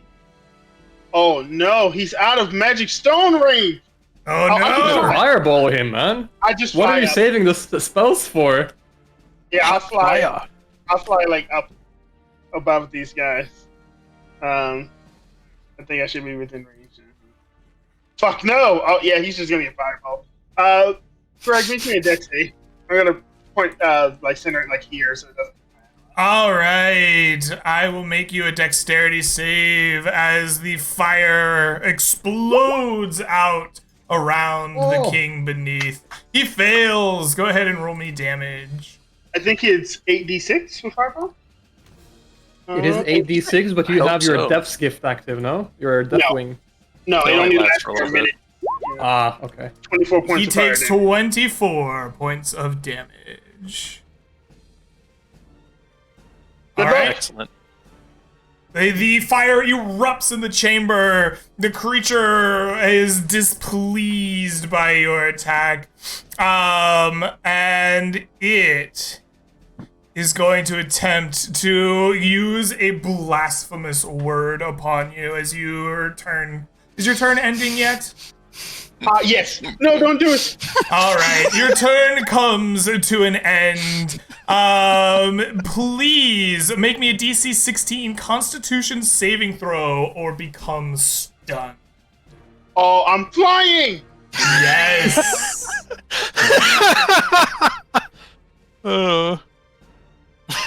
Use inspiration, bro. Just use Fucking inspiration. got it. Yeah. I'm going to use inspiration, and I also have a lucky point if this fails. D20, my con is no longer 4, it's +3. I do not have a con save proficiency, so. Alright, gentlemen, good night. Good night, he says. That is a 17. That is a success. You steel your mind to the blasphemous words, or you steel your body as you go rigid, but you manage to maintain control and keep your flight active. Mm-hmm. Randall, it is your turn. Randall shall fly into yet another rage. This guy, his breath smells terrible, and he's incredibly large. I could smell it outside of the chamber. He must die, as I recklessly miss a bunch of attacks, probably. Mm-hmm. Does a 17 miss? 17 hits. Hell yeah. Oh, jeez. All right, that's 33 lightning damage. All right, excellent. I'm just gonna say your spear does more lightning damage than a fucking thunderstorm. I mean, it's weird whenever you add +10 flat to all the rolls. It does a lot. 21? 21 hits. All right, that is a 32. And then I'm going to, let's see, I Okay. moved 10 feet. I will move, you know what, we're just going to move this way. All right, you There we move go. around the creature. At the end of your turn, the creature turns to you and it glares at you dreadfully. Please make me a DC 16 Wisdom saving throw against this magic or become frightened. Well, it was a pleasure helping you in this fight, guys. It just You know took what? like 100 damage. Is it bloodied? Please tell me. It it's is bloodied. not hell yet no. bloodied. I Do you will have- use my inspiration Yeah. to have advantage, but I'm going to fail. I love you guys. Or, you know That what? is I didn't even need it. You steel your mind against the paralyzing glare. Norbert, it is your turn. Norbert is gonna leave Randall there alone and he's gonna run. No, just joking. Just run and die to the statues. Norbert's gonna do what a Norbert's gotta do. He's gonna step up. He's gonna say some prayers. He has a death ward going on. I don't think I'm casting spells. So only Alright. 2 attacks are coming its way. 21 hits. For 10. For 10, that is enough to bloody the creature. Ooh. I'm gonna try to, before I make my second attack, I'm gonna try to use my athletics knock it prone. Ah, very good. Let's see what we roll here. That is a 10. He's gonna choose not to be prone. Okay. And I'm gonna swing at it again with a 16. 16 will miss, finally. Aha! Unfortunately. And It is Norbert indeed. is praying to his god of faith. He's confident if it's his fate, he's ready to accept All right, it. at the end of your turn, it will make an attack against you. Boom. That is a miss. this. At the beginning of its turn, it will use its dreadful glare upon you. Please make me a DC 16 Wisdom saving throw.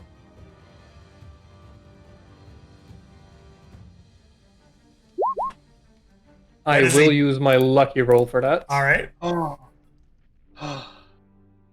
You rolled a 1 and a 2. It is your time to die. Woo! Is a 15. That is a fail. You are frightened of the creature. Let us read what this does. Become frightened till the end of the mummy's next turn. You didn't fail by 5 or more, so we don't get the cool stuff. Very disappointing. Let us read up on the frightened condition. You have disadvantage on ability checks and attack rolls while the source of fear is within line of sight. You can't willingly move closer. Very good. It will then use its rotting fist to strike you. That is a 27. That has to hit. I'll shield. Hmm. I'll cast my shield spell. Woo! Okay. That's the end of its turn. The Mummy Lord is gone. Mau Mau, it is your turn. What will you do? Mau Mau struggles to look forward. Oh, everyone's so far away. I'm having trouble seeing you guys. Are you doing okay? She kind of yells the distance. She can't use her master attack to help you guys because you're too far away. She can't get past the statues. So she's gonna try and like hide here in the fire.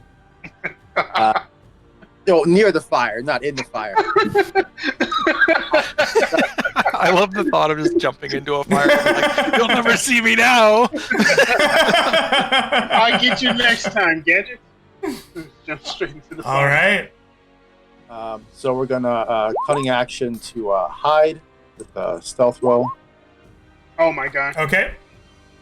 I assume I'm not hidden because I'm. You are not hidden. No. Something about the light of the fire just kind of keeps you in silhouette. We will take a regular shot with our crossbow. That Nice. critically hits. That is 25. As I crit it, this magical yes. aura of energy comes up around Mau Mau and surrounds her. And as it surrounds her, she kind of holds her hand up, says, "Oh, that's horrible." All right. So as we Magical established before, your crossbow is not magical. It does less damage than you think you would like, despite your great shot. But a magical aura appears beneath your feet, a glyph of zeal that increases your critical chances. At the end of your turn, the creature is going to turn into dust. Blinding dust, in fact. And nope, it doesn't. It turns into a whirlwind of sand, and it appears, rushes through your spaces, and appears here in front of Randall. Where'd you King go? beneath the bitch. King beneath the bitch. You're frightened. You're scared of a bitch. Shepard, Go. I it's don't your see it turn. anymore. Time to die. All right. I cast Magic Stone and I'm gonna throw one at him. All right, please do. This is it for you. Prepare for the end. That'll be a 22 for 8 points of damage. All right, excellent. And that's literally all I can do. Get him, Mummy. He's flying. You know you want All to. right, at the end of your turn, what is it going to do? It is going to. Don't do it. It is going to make a rotting fist attack just to make things really simple. Don't do it. No, don't All hurt me. right, I'm Randall. squishy inside. It Does has a advantage. 24 It hit hit you? me. Does it crit me? Oh, that's right, because you attacked recklessly. Mummy rot. Don't do it, It Greg. does not crit you. Whew. But you will take Oh my 20 bludgeoning and God. 24 necrotic damage. Jeebus. Uh, Okay, hang on. I have to do some quick math. So that's that gone, and then 3 HP from that. Oh god, not 474, please. And then. Okay, all right. I'm alive still, barely. Let's go. All right. You don't have to worry about the mummy rot curse. You are already cursed by his finger. He fingered me in the middle of the night. You Someone got, yeah, Randall's already been fingered. Randall, it comes to your initiative. What do you do? I cry after I just got jack slapped by a mummy that turned into a giant wall of sand. And I turn around and I go, "Why did you do that to me? I thought we could have been friends." As I recklessly try to end its terror. Okay. A 16 probably misses, maybe? A 16 perhaps? will miss, yes. I'm going to die. 22. A 22. That'll hit. Excellent. That's Oh my god, 33. For 33 points of damage. Excellent. God, I wish that was me. And then I will swing a, just give him the butt. Give him the butt into the joke. Nice. Oh, you critically Oh, this hit. is going to be a massive. I'm going to roll 2 ones. I'm calling it right now. That's pretty good damage, actually. 26, It's almost max. 28. Jesus Christ. All right, you have put it on death's door. Yeah, I'll call out to the mummy and say, look, go beat up on that guy. You know you want to. All right, at the end of your turn, it will make a rotting fist attack at you with advantage. No, please. That is an 18. I want you. It misses. Norbert, it is your turn. You are frightened. You cannot I have a willingly question. move closer to the creature. I have a question. Yep. I got frightened at the end of my turn, and then the mummy Until went the right end of the after. creature's next turn. It has yet Yeah. to go. No, it went right after me, is what I'm trying to say. I think it lasts until the end of the creature's next turn. The creature had to use its gaze on its turn. So its next turn Yeah, it is used yet it to on come. its turn. Oh, okay, no worries. Yeah. I cannot get closer to it, so I'm just gonna cantrip, I guess? Okay. So anyways, we started blasting. Yeah. I can't really firebolt, so it's gonna have to be Sacred Flame for a dexterity saving throw. Alrighty. It will make a dexterity saving throw. Which it succeeds.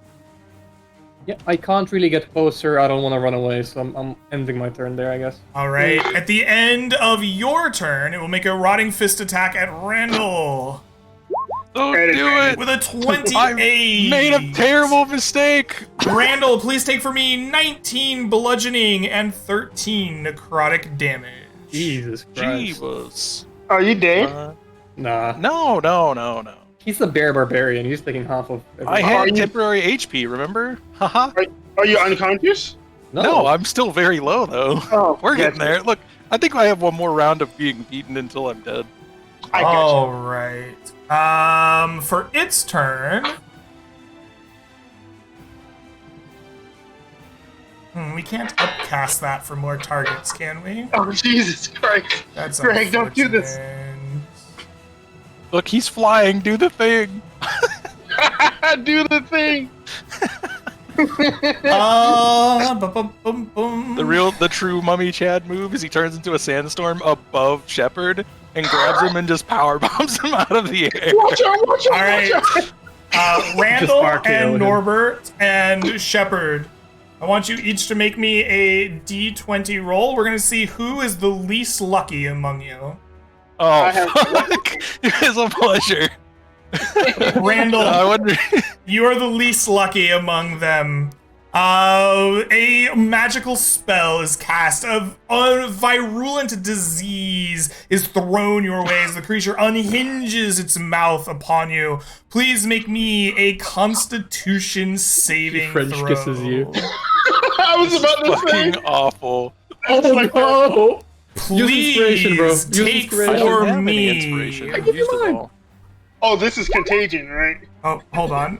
I'm pretty sure you. Please gave take for yours me to 46 Baker. points of necrotic damage.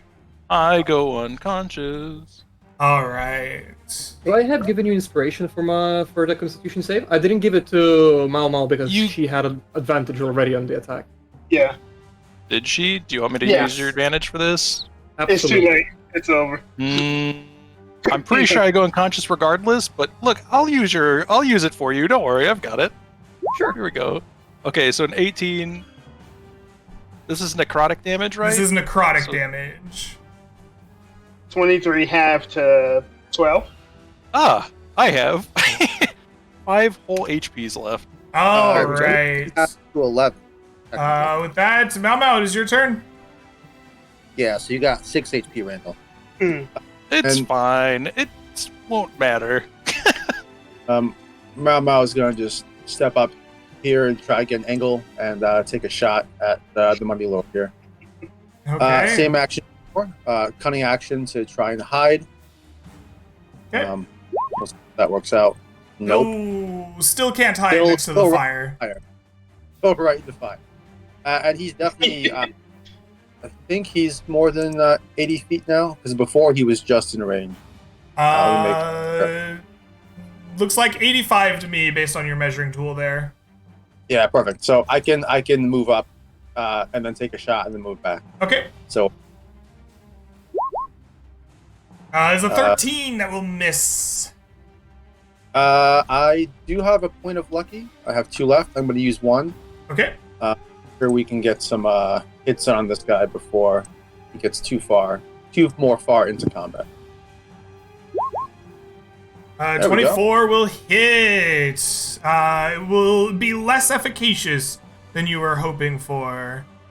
But it does do damage. Actually, I will say my crit range is 17 to 20 because I stand in that little circle. Okay, do you want to roll me more damage? Or we'll just keep the whole thing? How about that? That's like double damage. Yeah. 18 total, I think. All right. Yep. You critically strike him for some damage. At the end of your turn, he's going to make a fist attack at you, Mr. Randall. Sayonara, suckers! That was a 21. Sure does. He gets you. Please take from me 11 bludgeoning and 27 necrotic damage. I You go still up? unconscious. Oh, fuck. All right. Shepard, it is your turn. What will you do? I really don't want to Healy's hit him because I will get punched.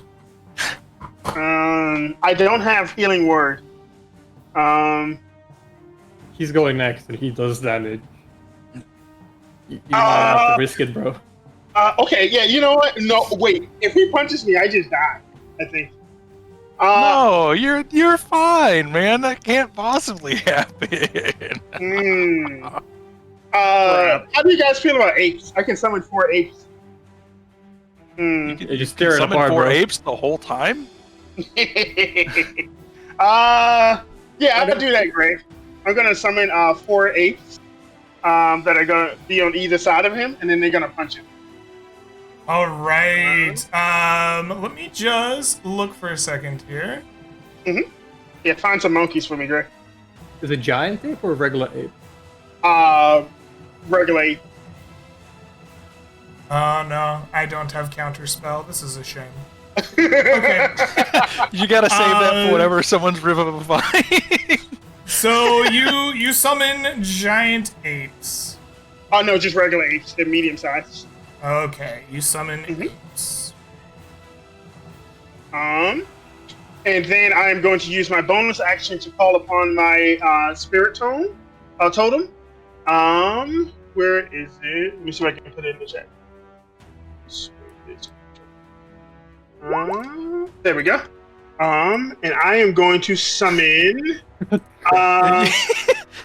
If you zoom in, it looks like Harambe wearing a tuxedo. Sorry. Okay. Yeah, I summoned my spirit totem, and it is going to be the bear totem. So all creatures in that square, including Mr. Sleepy Man, is going to get 10 temporary HP. You That's too. cool. But temporary HP will not wake me up if I am unconscious. That is It true. is what it is. It's for the apes. Within 30 feet radius, so I would get it as well, no? Yes, everybody would get except for my mouth. So just make sure to add that on your sheet. And then the apes, that my turn's gonna end, but they go on my turn, right, Greg? Yes, sir. Alrighty, we got a bunch of punching attacks. We sure do. Do you need the sheet? No, I got it right here. So this will be the first 2 punch attacks. So that'll be a 19 and a 20. Both hit. 6 plus 6. 17 points of All right. non-magical Please narrate for me how the first ape you summon bludgeons the mummy lord to death. As I'm summoning them, and the portal opens, so you hear "King Donkey," and the ape literally just comes out and smashes his hand. And that's it. That's literally how he kills him. All right. And then they're gonna surround his The body. ape is beaten. It beats the mummy lord to death. It dissolves into sand. Randall, make me a death saving throw. I can try to do that.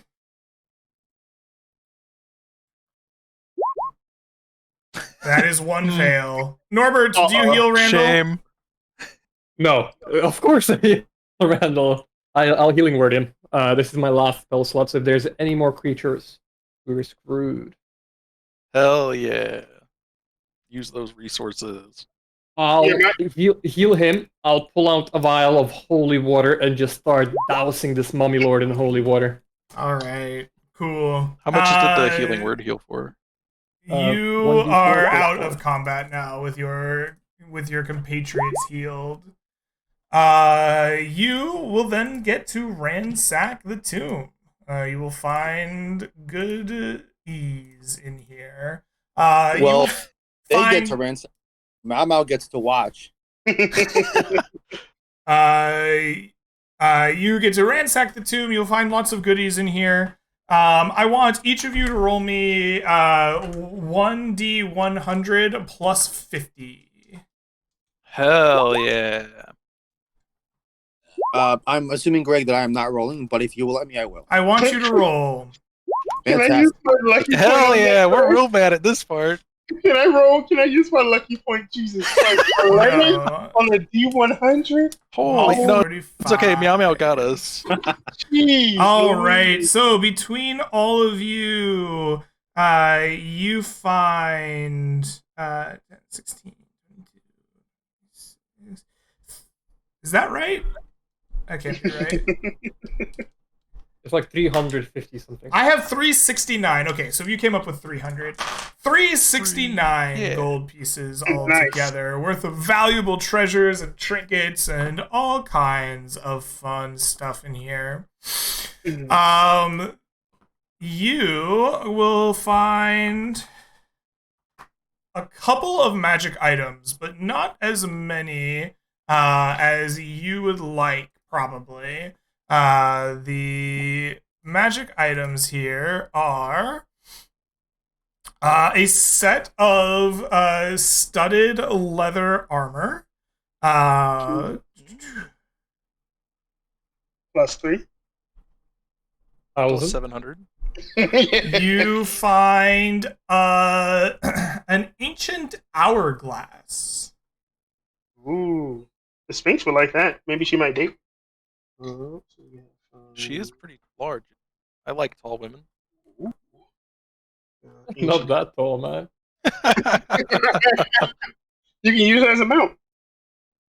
I think it's too And big you for me, find my brother. a ancient javelin. Ooh. The heart piercer. Heart was here and died. This is All in the future. right. But chiefly amongst these things, you find what appears to be a single half of a blood crown. All right. Is it the top half, the bottom half, the left half, or the right half? It is a circle, so you got like a half of a pie. Half a circlet. Hell yeah. Yeah. So if we put it next to the circle, question: is it cut in half, like to a half circle, like yeah, it's cut into a half C circle. shape? Kill Like, him. If you have a pie and you cut the pie in half, so you can have half and I can have half. That's how it's. That's how. But you he's find it. asking, is it cut down the middle like this or like? No. I'm going to have an aneurysm. You find half a fucking Can I make a crown. bow attack at somebody? does it look like the circlet, right? Does it look like the circlet? Which circlet Yeah. are you talking about? Circlet of Theo. The No, undead. this is the crown itself is a golden crown with like etchings inside of it, where each of the like little towers of the crown are shaped like blood droplets. Ooh. Wow. Wow. Nice. Did you guys find anything good in there? Nope. No, there's just trash. Oh, okay. I'll keep looking out here. We found a dead old lady in 3 adventures. All right. Oh no! She's got 1 HP. 3 waves. As you make your way out of the tomb, you find yourselves looking at the great Sphinx of time that immediately will say a great thanks for defeating the king who lies beneath. He has plagued our land for a great time. Guard well the crown of control, for its future will determine its owner will determine the future of these lands. And the time and space twist about you, and you find yourselves returned to Rhymeview, the curse laid to rest, and yourselves much richer. Here's a question, Greg. Yes, sir. Was there any chance I could have offered her a chance? Because I imagine if she's a sphinx, she's timeless and bored to fight my apes while they still exist. If she wants to get in some fisticuffs. Oh, she murders your apes in like 1 second.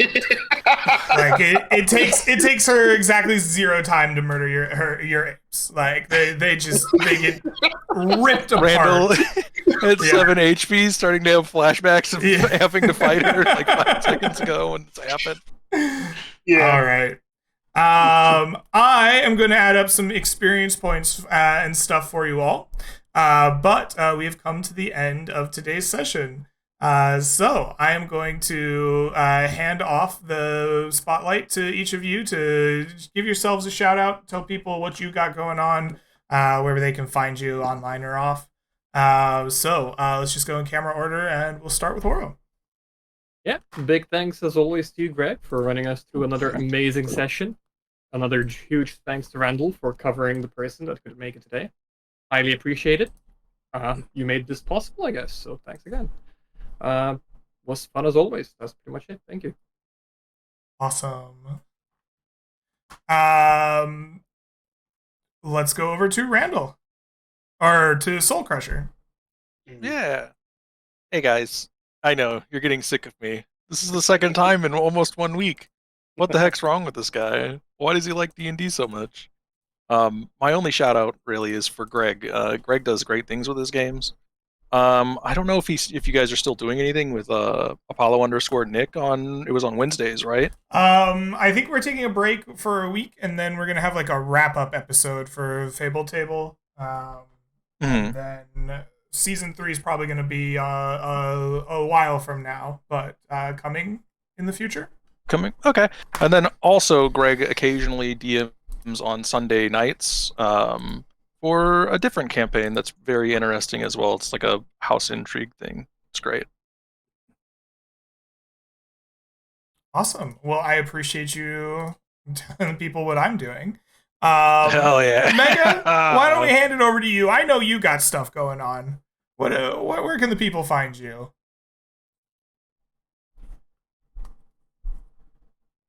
The people can't hear you. Said so much. I gave my social security number and everything. Oh, thank God. But yeah, over at my channel, Mega Mixer, on Sundays we stream West Marches. A couple of people from over here play with us, but it's a small group. And most Sundays we play, but some Sundays we don't if I'm not feeling well.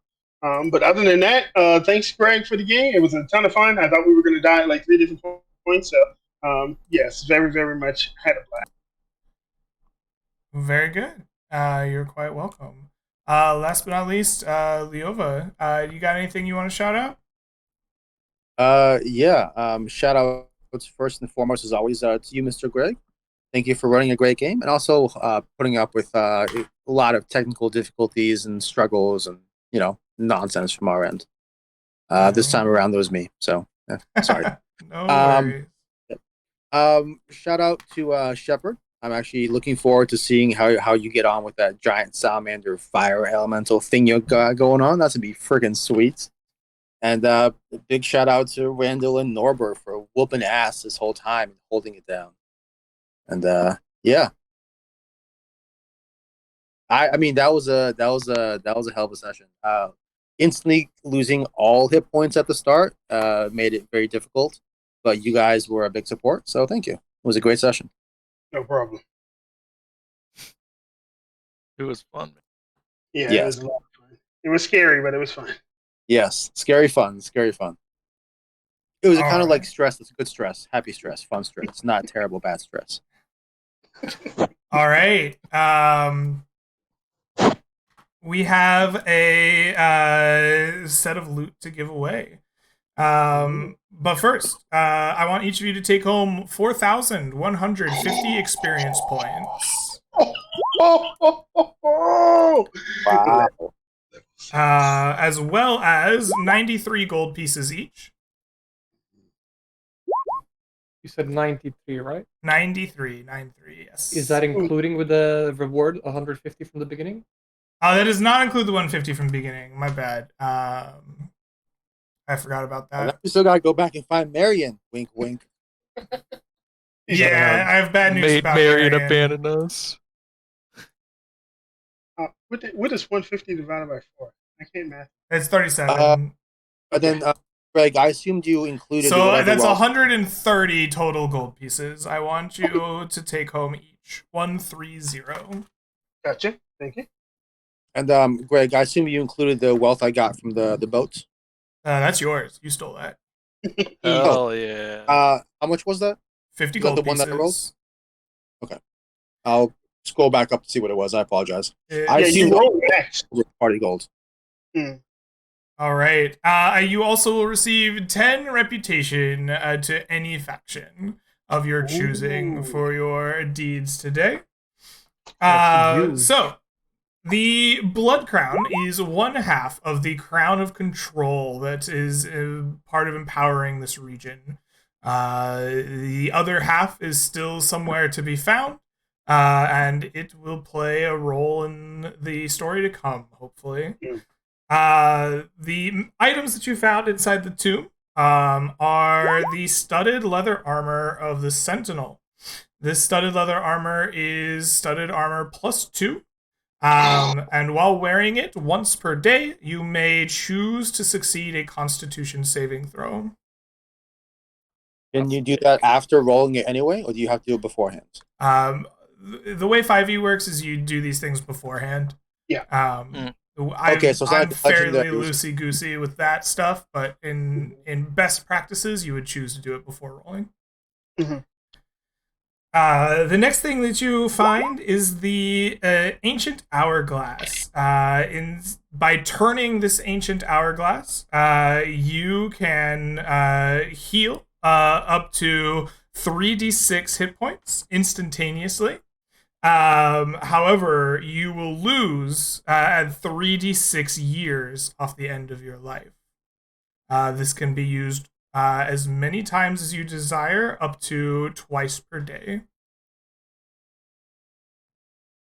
And then we have the Augur's Javelin. The Augur's Javelin is a magic javelin +1 that has the ability to store a spell up to a second level spell. When the javelin hits a creature with a spell stored in it, it also casts the spell that is stored in the javelin. Ooh. Is that automatically or by choice? It is automatically. When it hits, it casts the spell that's stored inside of it. Okay. Does it already have a spell inside? No. And is there any changes to the mechanics of the spell at all? It casts the spell. Cool. So if I throw a javelin at Randall and there's a shield inside it, and I roll a 22, but then the shield casts, is it a hit or not? Okay, I'm sorry. It hits, and then it casts the spell. So it would hit him, and then his AC would be +5 for the rest of the round. Emergency. No, don't do it. Would anyone like to lay claim to the studded leather armor of the Sentinel? Yes, I really want that studded leather.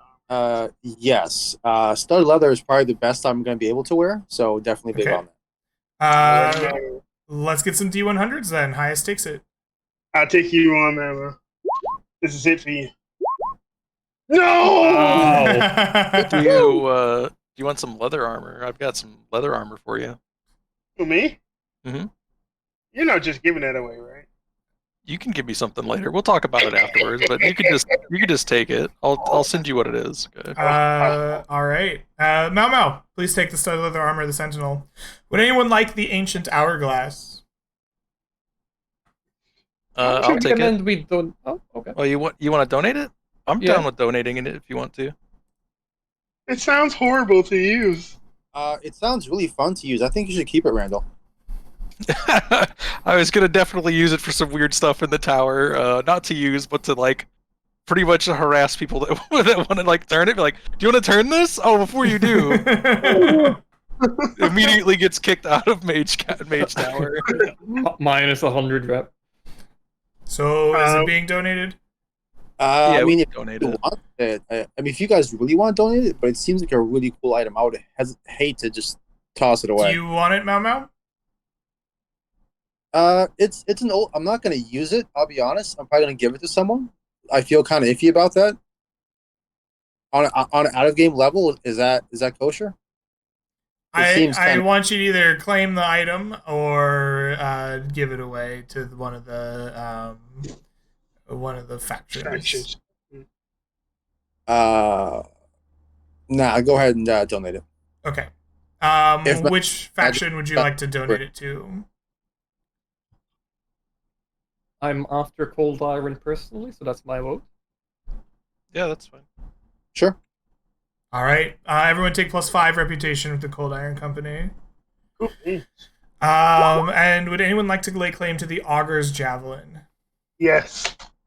Also, yes. All right. Is it a tournament item? Yes. Then no. I'm good. Okay. Shepard, please take the Augur's Javelin. Alrighty. Sounds good. Awesome. With that, I have brought this to an end. Thank you so much for playing with me, guys. I hope you have enjoyed it. Twitch chat, I hope that you enjoyed as well. I will see you all in the future. It's probably going to be a bit of a break, Land Beyond the Mistwise, since we're playing on Monday and Saturday, so we got a bit of time in between the next game. But we'll be back, and we'll see you then. Peace, everybody. Have a good night, Good game. guys. See y'all. Thank you.